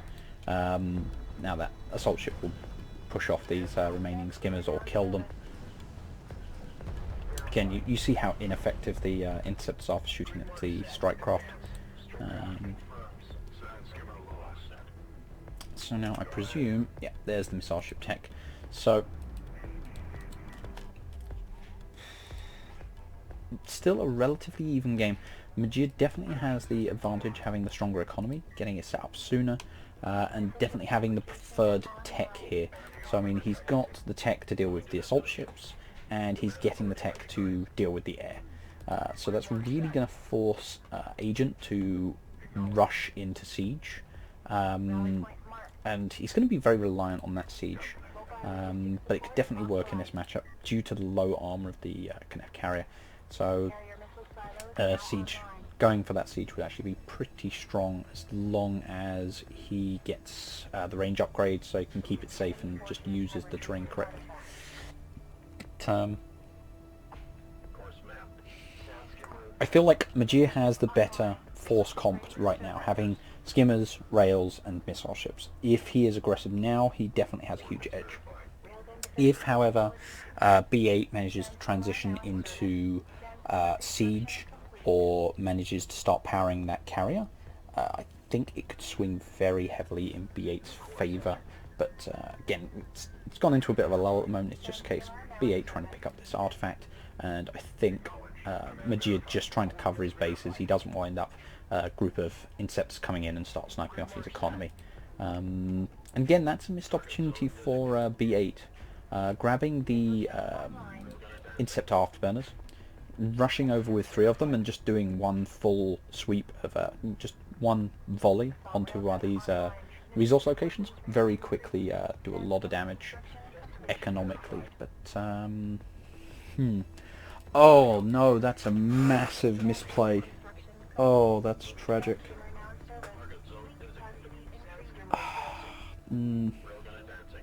That's a shame. B8 has instead teched into rails. Don't get me wrong, they're a good unit, but I think in this matchup, as it currently stands, him going into siege would have been so much stronger. It just would have been a huge advantage. But instead, now he's playing against, what is this? Armor 2? Armor 2 rails with Armor 1. So he's having to invest in armor tech for rails. He hasn't invested in armor tech for the assault ships, admittedly, but it does kind of make the assault ships kind of moot now. Because I don't know, it just feels like for the most part, for the investment, rails with armor 3 are giving you all of the utility you really need to cover like anything assault ships would do. Assault ships just have that very close range potency. Oh, he's moving into a terrible position as well. Has he powered that carrier? It's got 6 power in it now. So yeah, we've got B8 running around with 6 power on his carrier. Don't know what he's really doing. Again, he's just teched into assault ships. What is going on with this match? Probably a good call. I'm guessing he either wants access... Yeah, he wants access to siege. Again, it's like, this is what I mean. If B8 had gone for siege himself... Oh, just feeding these heavy rails in. Oh, this is just foolhardy. So yeah, that front assault ship's going to go down very quickly, and those heavy rails are just going to die. Yeah, the rail choice was bad. Just bad. Against Knapp, there isn't anything with the kind of armor to mitigate and prevent siege damage. So you can wall off with the assault ships. You can poke with the air, and then you get siege, and you just start really controlling the fight and punishing. in the meantime, these rails are just... He doesn't have the numbers. Oh, oh, that's brutal. That is almost unfair. So he had 3, but they clumped up. 3 interceptors, they clumped up poorly, and then both, or all 3 of them were hit by the 2 missiles that were launched, and just wiped out. That is really unfortunate for B8. So yeah, as you can see, his railguns are just not winning these fights. They're just not able to cope with what are level 3 armor rails at this point. Losing the air as well was just brutal. So yeah, again, the rail choice was just really poor. Meanwhile, Midget is getting into siege. Again, which is going to further punish the rail switch. Meanwhile, the assault ships consistently end up being out of position, not where they're supposed to be, not where they're needed. They're just being evaded and just unable to really shut down these skimmers effectively.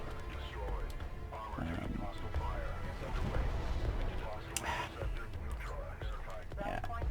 Again, with these 2 missile ships up, with their rate of fire, they're just going to quickly take down the air over and over again. That said, it's quite possible these missile ships will get picked off right now. At least one of them is going to go down. Yeah, that makes a huge difference. But I don't think there's the air left to really make the difference. Yeah, it starts parrying. It would be nice to see more range on that carrier so it can really sort of reach out and consistently do damage. But yeah, in the meantime, he wants to back off because it's just too many rails. I'm kind of hoping he stops building rails. Because, yeah. Oh, man. So unfortunate. Again, it was set up to be quite even with Majir having that edge economically, but then with B8 taking those rails and then just getting into so many bad fights with them, just completely switched this in favour of Majir. That's it. I suppose it just shows Majir knows his tools, he knows what he wants, and he knows why he wants it.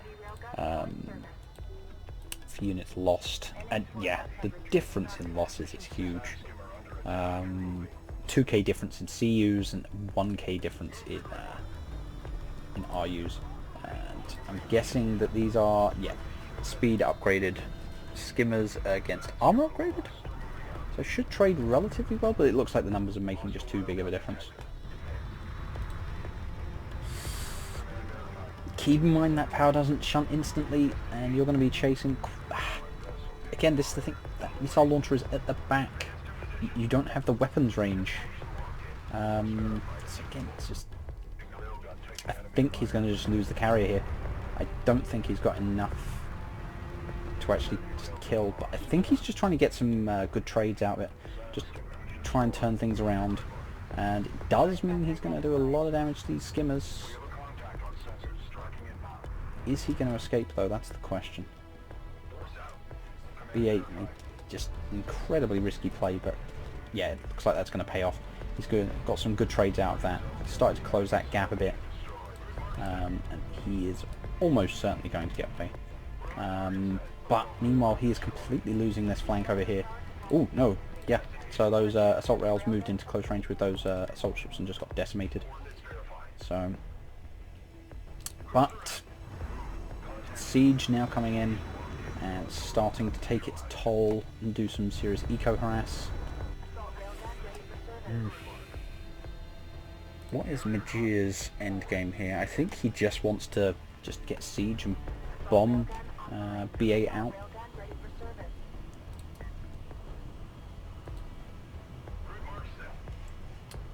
But, oh no, this could be awful. If those skimmers were to push on that siege cruiser, they would just die. That said, skimmers are not a good choice either right now, simply due to the fact that you've got siege cruiser there, you've got that many assault rails out. That said, the assault rails are quite nicely countered by the Gaussian carrier. It has enough armor that it seriously mitigates a lot of their damage output. And it would appear that B8 just trying to do a few sick flips, scare the Knefi forces off, but they are undeterred. They do not care how awesome your bouncing carrier is. And again, I feel like that was a misplay. Pulling off there, like this. You've got to take this fight at this point. You either win this fight or that's it.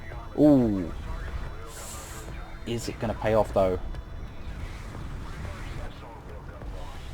No, see, this siege just devastates skimmers. No.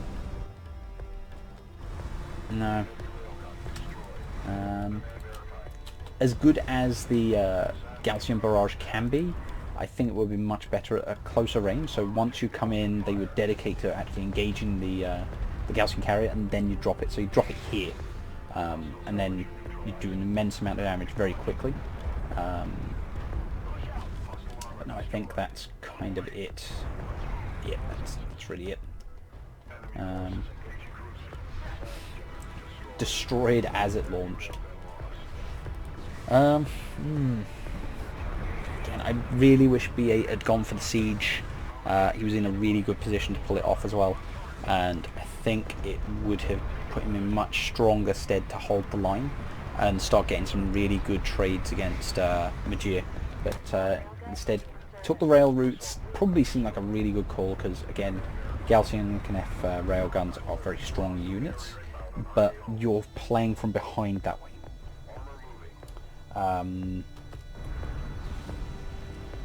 You're going to endlessly be slightly weaker than your enemy's rails when they started with them, so they're going to have better armor and they're going to have more numbers wise.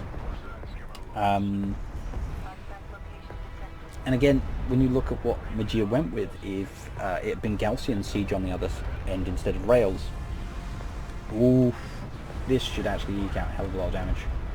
But again, just missing at those crucial times. But whew, few damn good hits, and cruiser goes down and 2 assault rails. I don't think there's any way to really bring this back. Again, I suppose he could max out speed and rush over here and just start clearing out this back end, but he's still got to deal with that Knef carrier. That said, he's got 1 artifact pickup, while Majir has none. So, well, you've got 11 minutes to stall this match out, B8. What you gonna do? You've got enough carrier power for it, I'll say that much. And Knef are never going to be able to actually catch the Gaussian carrier at this kind of power level. Is there still hope? Oh no. Pathfinding is well against him right now. That said, again, the assault rails just don't do much damage to the Gaussian carrier. You need heavy rails for it, because you need to be able to just smash through that armor. Man, I really wish he'd hidden these production cruisers up here, just out of the way. In the meantime, he's going to lose that, and that's going to deny him that economic side. That's it. Looks like, yep. B8 going to clear out the economy of Majir, although Majir always happy to take his enemy's economy if he's got to. And that production cruiser is indeed going to get away, and I think this one might do as well, which is just not right. Nope. But yeah, so Majir now moving just to take B8's economy. Doesn't want to mess about with this carrier now. He wants to get what he needs to be able to just kill it, which looks like mass air. I'm going to presume this is going to turn into mass intercepts and is just going to snipe it. So, yeah. Why are you building assault ships still? An assault ship does nothing for you. Oh wait, is that... That's hilarious. B8 has no production anymore. That's just a ghost. That's pretty funny. What do we got? 2 interceptors. Well, I suppose you're not worried about any AA coming up, because, you know, So yeah, right now all that B8 really needs to do is just stall out until that 8 minutes comes to an end, and he's got the power to do it. He's just got to try and kill off those heavy rails, run off, regen.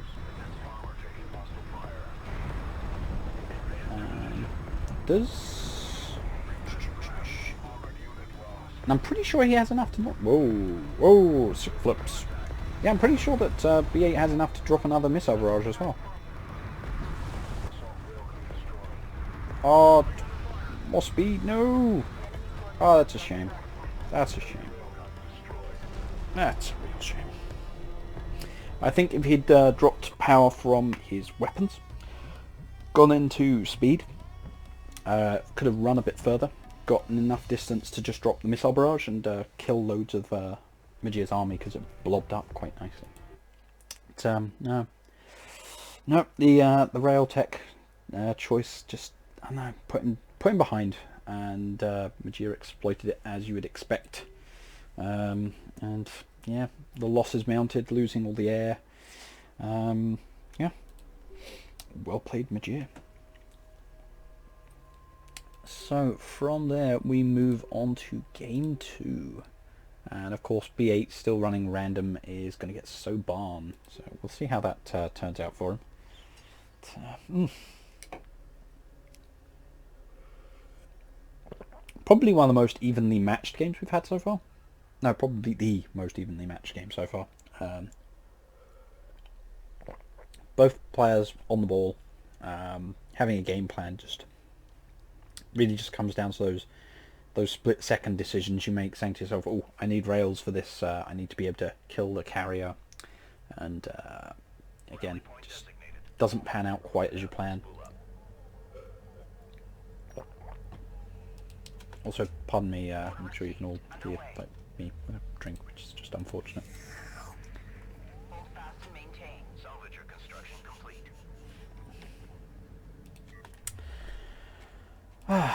But yes, Sobarn versus Knef. Fortunately for B8,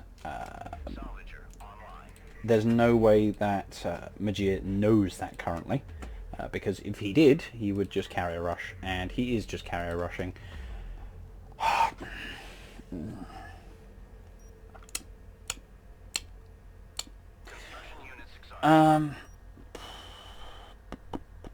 So yeah, if B8 scouts it, so he scouted it, he can see it.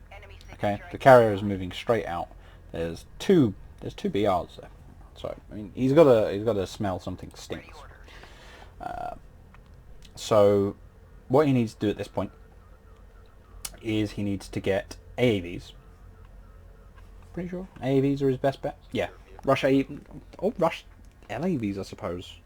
He needs to get out on the field. He needs to deny all of these artifacts, which will prevent Magir's carrier being anything, because he has no bloody economy. Nut job. I don't know. I don't like this play. I feel like any skilled player will always punish this once they know about it, because you've just got nothing to fall back on. You've got a limited number of blast drones to work with, and the only thing going in your favour is the amount of blast drones you're able to put out and how quickly you're able to do it. Like, just literally it. Like, if it is denied off the bat, like, that's it. Like, just right now, all that yeah, what agents should just do is just drive off this way. Just be like, well, I'm not going to play your game, and just drive off. Unfortunately, this 2 LAVs are just not going to do much. That said, if he manages to suicide... Oh, is he... Oh, that's... Oh, no, I've got 2 of the salvages. That's a shame. That is a real crying shame. That said, it's denied any further damage. Unfortunately, he does lose another LAV as it comes out. So right now, the best bet is to just run off.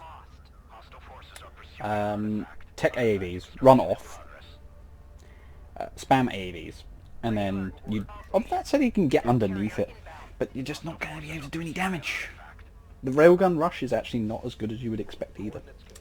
Simply due to the fact that it just doesn't matter. So no, considering the position here, yeah, so the important thing here is to run, because you have 60 speed, the Knef carrier only has 40, so you'd run off, you would block the exit for the extraction for the base runners, and then you'd just take his resource deposit. You don't fight him face on, because just there's no point. And you're faster, so you're going to get in position to set up economy and everything quicker. Unfortunately, what I suspect is going to happen here is a blast run. Oh yeah, he doesn't have enough blast runs, does he? Because Majira is poor. Ready alert. All station position. Connect carrier inbound. A sensor post is taking hostile fire. Quick question: were you guys like calling out what your race was when you ran random? Move order confirmed. Hostile contact on the board. Enemy forces have acquired an artifact. Get us underway. Like, did Majir know he was up against Soban on Shallows? Enemy base runner approaching AO. Ah, that's a real shame. Both those got through. That Railgun kind of sucks. engaging enemy unit. Go, go! Move position. Enemy salvager neutralized. So let's see. As it currently stands, what Agent can do is, as long as he's able to sit underneath the Knef carrier effectively. So V move and just stay under the carrier. Where are you going? Why? On sensors. Why? No. We have new bearing on hostile target. Adjusting waypoint. Get us underway. So no, actually, B8 factors in a pretty good position so far. Enemy contact on the board. Majir's rush has been relatively ineffective. Ready alert. All stations. Unfortunately, it looks like he's going to lose this rail, which is a shame. Oh, Enemy contact on sensor. Duke was good, but not good enough. A railgun has been lost. So yeah, essentially, B8's problem is Under fire. not enough economy. How the hell? Sensor post under fire. Yeah, it needs to stop any more artifact pickups happening. Engage engines. Carrier here. A sensor post has been lost. But yeah, there's no point in fighting this fight. Salvager destroyed. Go ahead. Your best savages, Salvager under fire. kill these savages, kill these base runners, take his resources, and just, yeah. Reposition tracking enemy target. Engine. Alert. Hostiles engaging command carrier. But yeah, no, B8 doing quite well here. I don't know, I think it's more where Majir is just being bad. Like, just really lazy bad. You know, he didn't do anywhere near as much damage as he could have done with the blast run rush. If B8 had been a bit more on point with his LAV micro, what he could have done, and I'm wondering whether that becomes a way of dealing with it on the shallows, is if you just set up some LAVs at the front here and then run into the BDs as they come in, you can just detonate the groups. Otherwise, they're just not able to do what they want.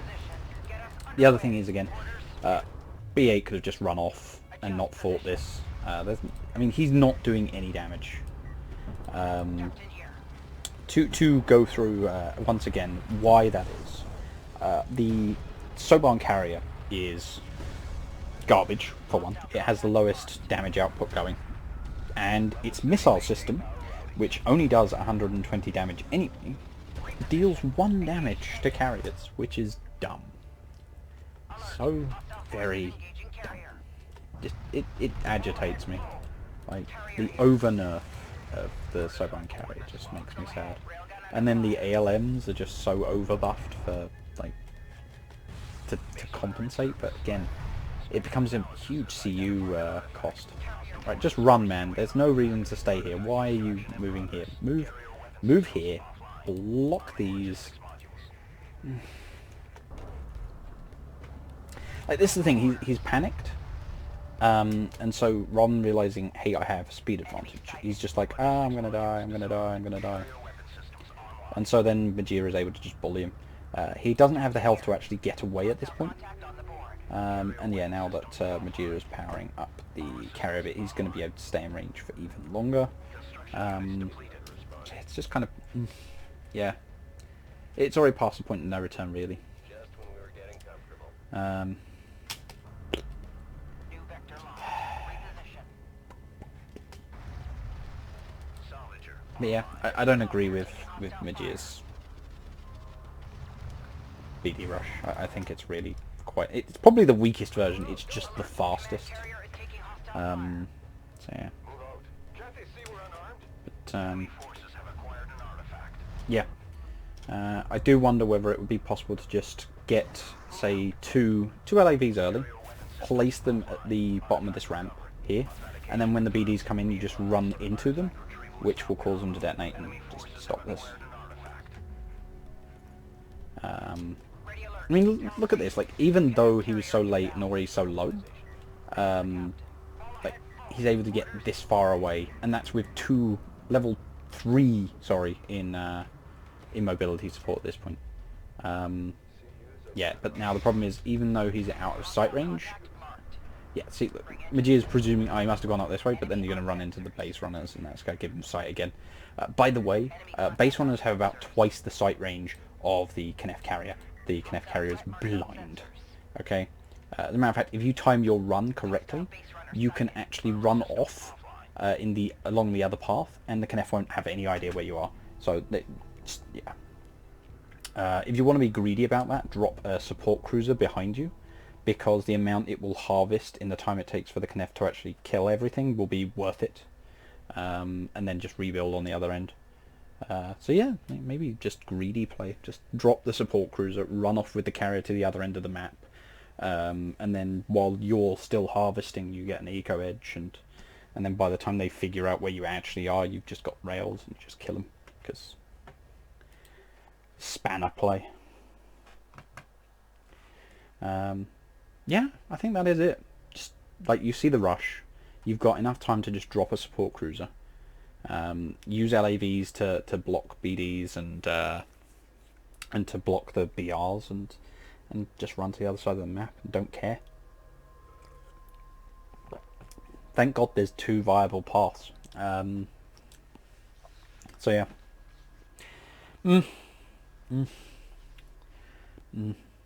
It's a shame you pulled Soban. Soban, really bad matchup because of the carrier rush. Yeah, it's a shame. Oh well. Yeah, we've seen those. And then we can see what happened to Raving Loon.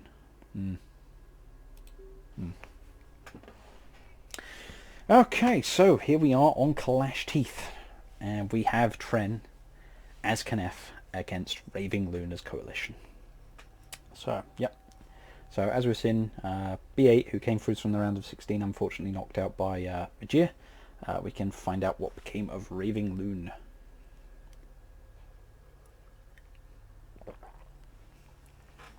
So, again, we'll see how Raving Loon is here compared to earlier on against Mordax. Let's get production. But here we are on Clash Teeth. And in the south, we have Raving Loon in his green and white carrier. You know, getting that camo going, you know. He was expecting woodland, but didn't quite work out. And in the north, in red and yellow, in Kenneth is Tren. Because he's a big cheese lord, and he will never play anything except Kenneth because he wants to win everything. And Kenneth for the winner's faction, right? Right? Khan faction, best faction? Yeah. But let's focus here. So Raving Loon opening on CUs and then expanding to his RUs. So playing quite economic here. So I presume we're going to see a similar thing where he wants to just get his economy up and then just out macro his opponent. Meanwhile, Trent up here, he's got full saturation on his main, doing the same thing, CUs first and then getting RUs. He's also turned around the carrier, so he's maximising his expansion. Meanwhile, what have we got coming from Raving Loon? Getting that LAV research and getting that support cruiser. So yeah, getting very economic play. I'm wondering if we're going to see fast AVs off the back of this. I'm expecting him to just rush out some AVs. We'll have to wait and see what Trent does. So I don't remember. We require additional logistics modules. Deploy one from the command carrier. Look, Coercer, once you accept it and you just embrace Khan. See, the best thing is it means that if Majir does something like rush you with his Khan carrier, you have a Khan carrier, and so you can missile him in the face. And you know, as long as you deny at least one of the artifacts, he's not going to have a huge edge. It denies him his easy win play. Well, he's noob stomper play, to be fair. I think Coalition are probably the best at stopping that rush. Galcian are in a pretty weird situation with it, but I think there are ways. But let's focus on the battle at hand, as Tren goes for his first artifact and assault ships. Meanwhile, there is no tech choice for Raving Luniacs, which may cost him dearly. I'd at least like to see an AAV tech go down. That's a very bad move. Power 1 isn't going to help you. There's no enemy aggression on you. You need to have tech. You need to have unit choices. Map presence. And AAVs are really good on this map. Really good. Because you see, they just drive through the middle and they go, hello. Meanwhile, instead, Tren taking the advantage, having an assault ship up. 2 assault ships now. But as you can see here, when running assault ships, you can get enough of them out off of one production cruiser, which allows you to run much more efficiently elsewhere and get, say, I don't know, refinery tech early and air, other cool toys. So, meanwhile, this base runner, having done 1 pickup and being at 50% health, runs off to go and recycle, because why not? Free resources are free resources, whether they are at the start of the match or a minute or 2 in, or 4 minutes in, as the case may be. And Raving Moon's just going to let that go. Fair enough. Also, he's just going to check and make sure there's no expansion, because of course he's not seen any units yet, so I presume he's gone, oh, maybe my opponent's gone super greedy, and he's just trying to distract me with his base run, but no. There are assault ships, and they have armor level 1, and they are hitting that economy. And AAV tech is done, but not much else. 4 AAVs against assault ships. Not the best matchup there. So yeah, this is going to become very difficult now. Really, the best way to cover yourself against this kind of aggression as Coalition is to tech the base runner inventory, which is very cheap, and then produce 2 fresh base runners, or a fresh base runner, and you can instantly put down a turret. But it looks like, yeah, so it gets 1 of the assault ships, but taking quite a beating off that, and another assault ship coming in here to harass. Again, these LAVs not trading well at all with these assault ships. They just don't do much damage. They're up to 12 armor, so that's level 2 armor on these assault ships now.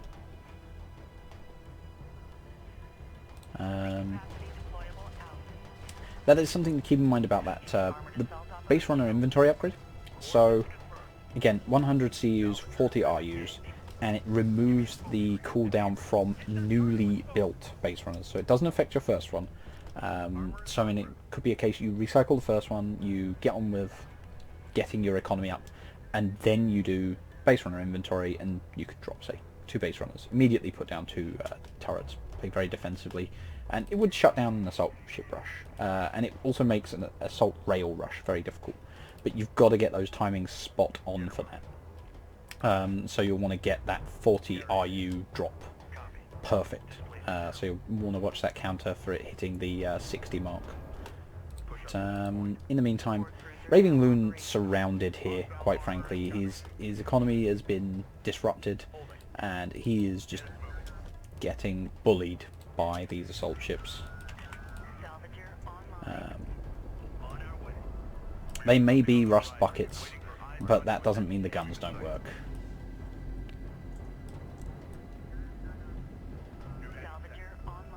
Gotta respect the Shepherd.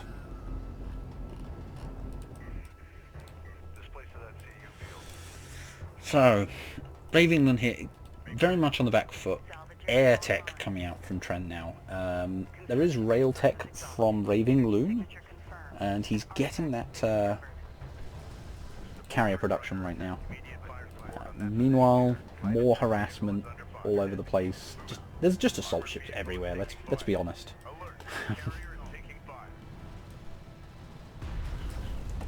Really the only thing that's that Raving Loon has on the field at the moment that is effective against these assault ships is the carrier. And I think he's soon to realise that he is not doing much damage at all. So this is 1 versus 4. Proximity warning in effect. Hostiles detected. 1 versus 4, and the single assault ship is winning. That said, these are unupgraded. This is really the difference armor upgrades makes. He can't take it anymore. On our way. Oh dear. Hilarious. Railgun Just, online. yeah. AV does survive. Did survive. Operational. And then these interceptors. That afterburner upgrade is just disgusting. They just sweep through. And because they're so fast, LAVs can't effectively target them and do damage. It's crazy. Armor vehicle taking Yeah. effective fire. Coordinates confirmed.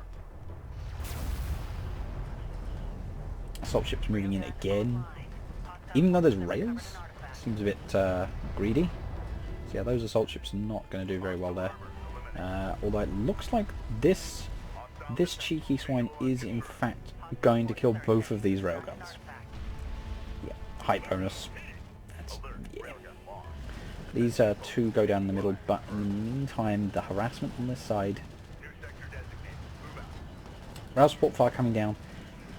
Again, very important synergy here between armoured assault and railguns.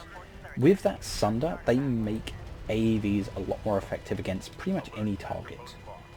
You've got to keep in mind these assault ships with 12 armour basically ignore AAV damage. Once they've been sundered, the AAVs are suddenly doing 3 times more damage. That said, looks like abusing this bit of terrain here gonna allow, yeah. Oh, smoke is good, but so are the interceptors. That's it. Support cruiser AA is up, and as you can see, punishing those interceptors. Oof. Goodbye. How far? He's going a ways out there. Go long. Yeah. Damn. Don't know if you could all see that. Just interceptor managed to explode about here, hit here, and then fly all the way over into the distance.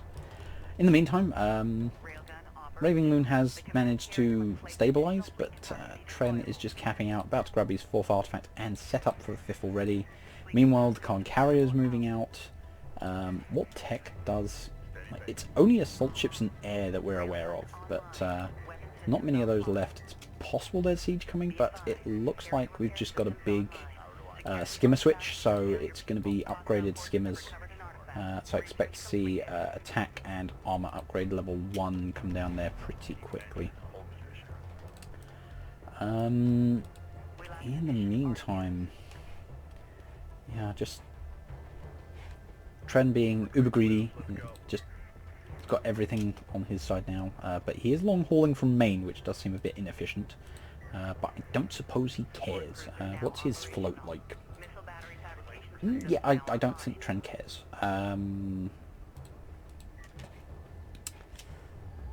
Meanwhile, you know, there are resources here for Raving Loon. I don't know if he needed a 3rd production cruiser. Again, that's kind of blocking his pop quite a bit.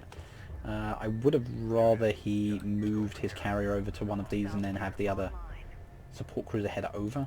But I suspect he's doing it for the sake of AA. Quite afraid of those interceptors at this point, and I don't really blame him. Meanwhile, Tren has switched over to rails so that he can spam assault rails. I have no idea why. Why would you? I mean, I am Tren, and I don't even know why he's doing it. Trollface.jpg? I mean, I suppose he just wants to cover the artifact going out, so he's not worried about durability, he just wants damage. So...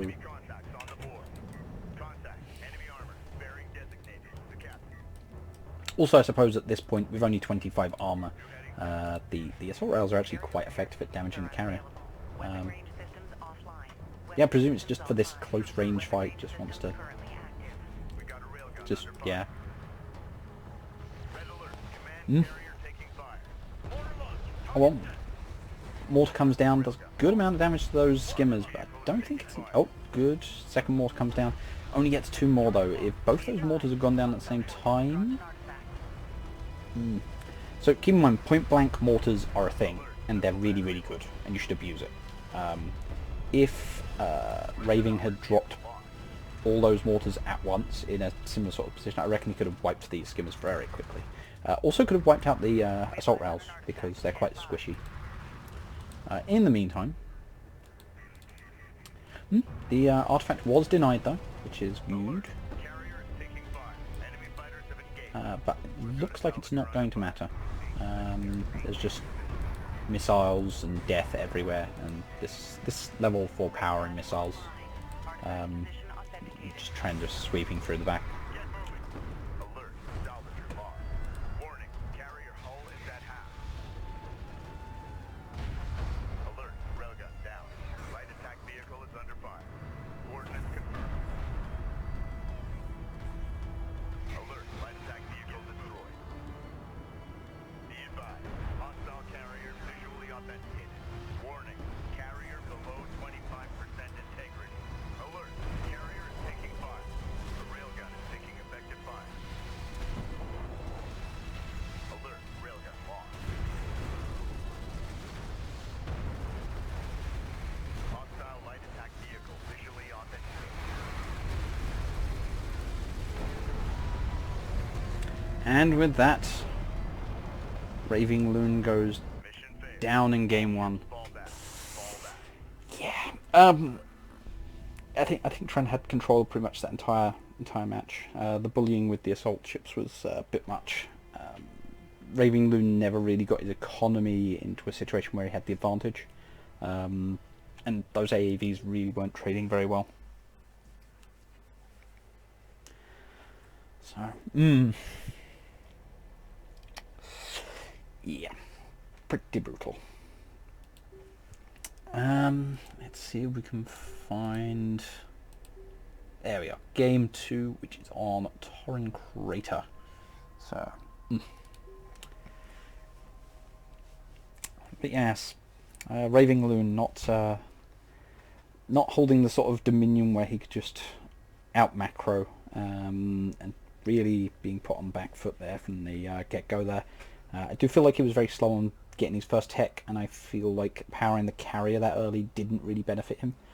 Keep in mind it only takes 10 seconds, I believe, to tech power level 1, so you can very much do that as a reactive tech, and only get it when it's going to be useful, as opposed to proactively getting it. So, you know.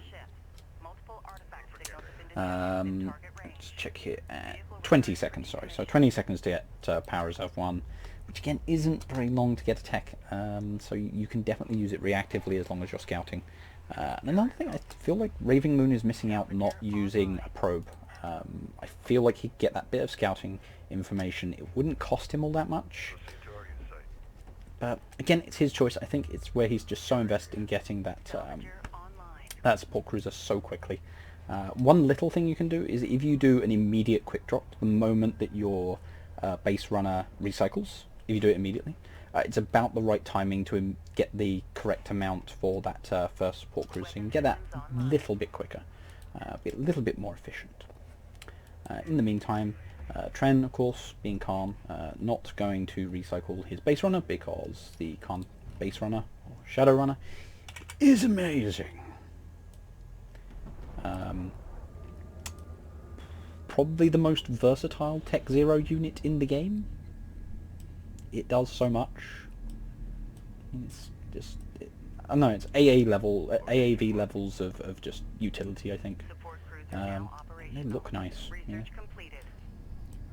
Also, is it just me, or could this thing totally be put into space and just look fine as like a sort of Corvette / sort of small freighter? Yeah, just a small freighter, right? Just, yeah. Set charges right there. Good. Looks good. Looks good. Yeah. Steady pace. pretty much the same with the Khan. You could just straight up stick that in like Homeworld 2. It's good to go. Proceed to rally Good to go. point. Secure location marked. Just saying. Just saying. Right. Okay. Let's focus. So Raving Moon getting up a couple of these LEVs early. So I presume he wants to try and deny the artifact. AAV tech coming out a bit quicker this time, slightly. Still, no, I think that's about right. Yeah, yeah. Considering the timing, yeah. So I think that's good. Base runner taking artifact. Yeah. So 4 LEVs heading off to try and intercept that. Again, very risky though is the problem. I've got to say for Knef, this first artifact is basically guaranteed. With smoke and blast drones, and smoke comes out the back, blast drones come out the front. It's kind of a nice combo that, because it means that the smoke goes down, so your enemy shifts to the front to try and evade it, and then a blast drone pops out the front. You have problems. Just, I don't know. Shadow runners are just really good, really good. So yeah, smoke goes down. Blast drone being produced.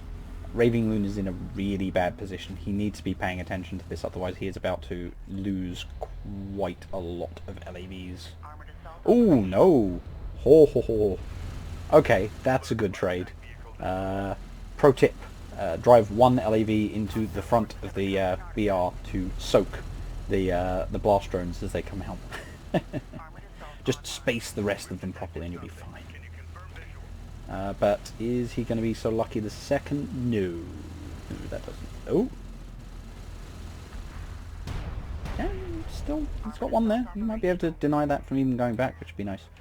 Unfortunately, however, Tren is not a kind individual and doesn't really care by the looks of things. That's Rail Rush. That's Rail Rush. Railgun tech is going down though. So I don't know, I reckon if he moves his AVs... Oh no, that's not good. Oh, is he going to run straight into that? He is. It's just, I feel like what you could do here is have AAVs stack up here, and then just smoke and deny this sort of initial rush, which buys time for the rails. However, instead what's going to happen is he's going to be completely outflanked, and these rails are going to be brutal. So in the meantime... Conqueror is just going to kill that LAV because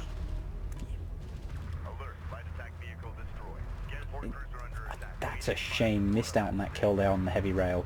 That could have made a huge difference. If he's trying to focus down the production cruisers, and it's just not going to happen. They've got 5 armor and a lot of HP. You need to have a really major advantage to really focus down production cruisers, especially when there's this kind of army already. You've got to trade into that army first, I'm afraid, or just smoke and buy time for rails to come out.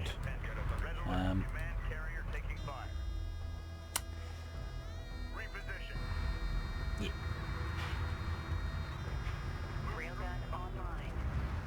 One heavy rail does go down.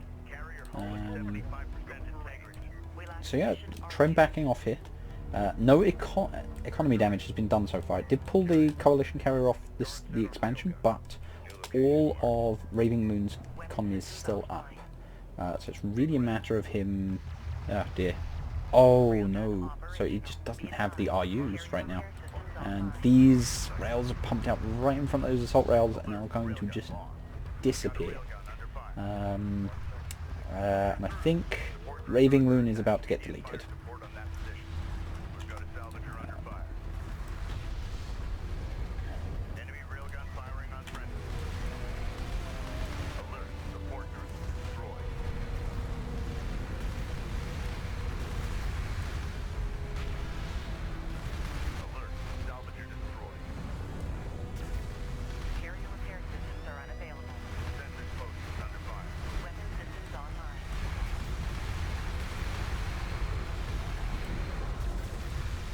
Yeah, chimeras are kind of amazing. Kind of amazing. Hmm.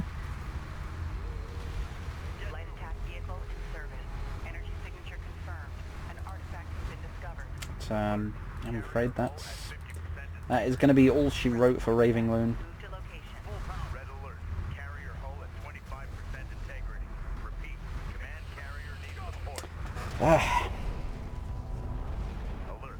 LAV down. Raving Loon taken out in rather brutal fashion, I'm afraid. All ships fall back. Fall back.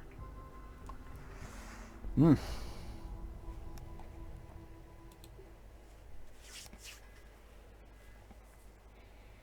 Now, where does that put us progress-wise through the round of 8? So far we've seen Tren and Magia go through, so there's still 2 more sets to be played.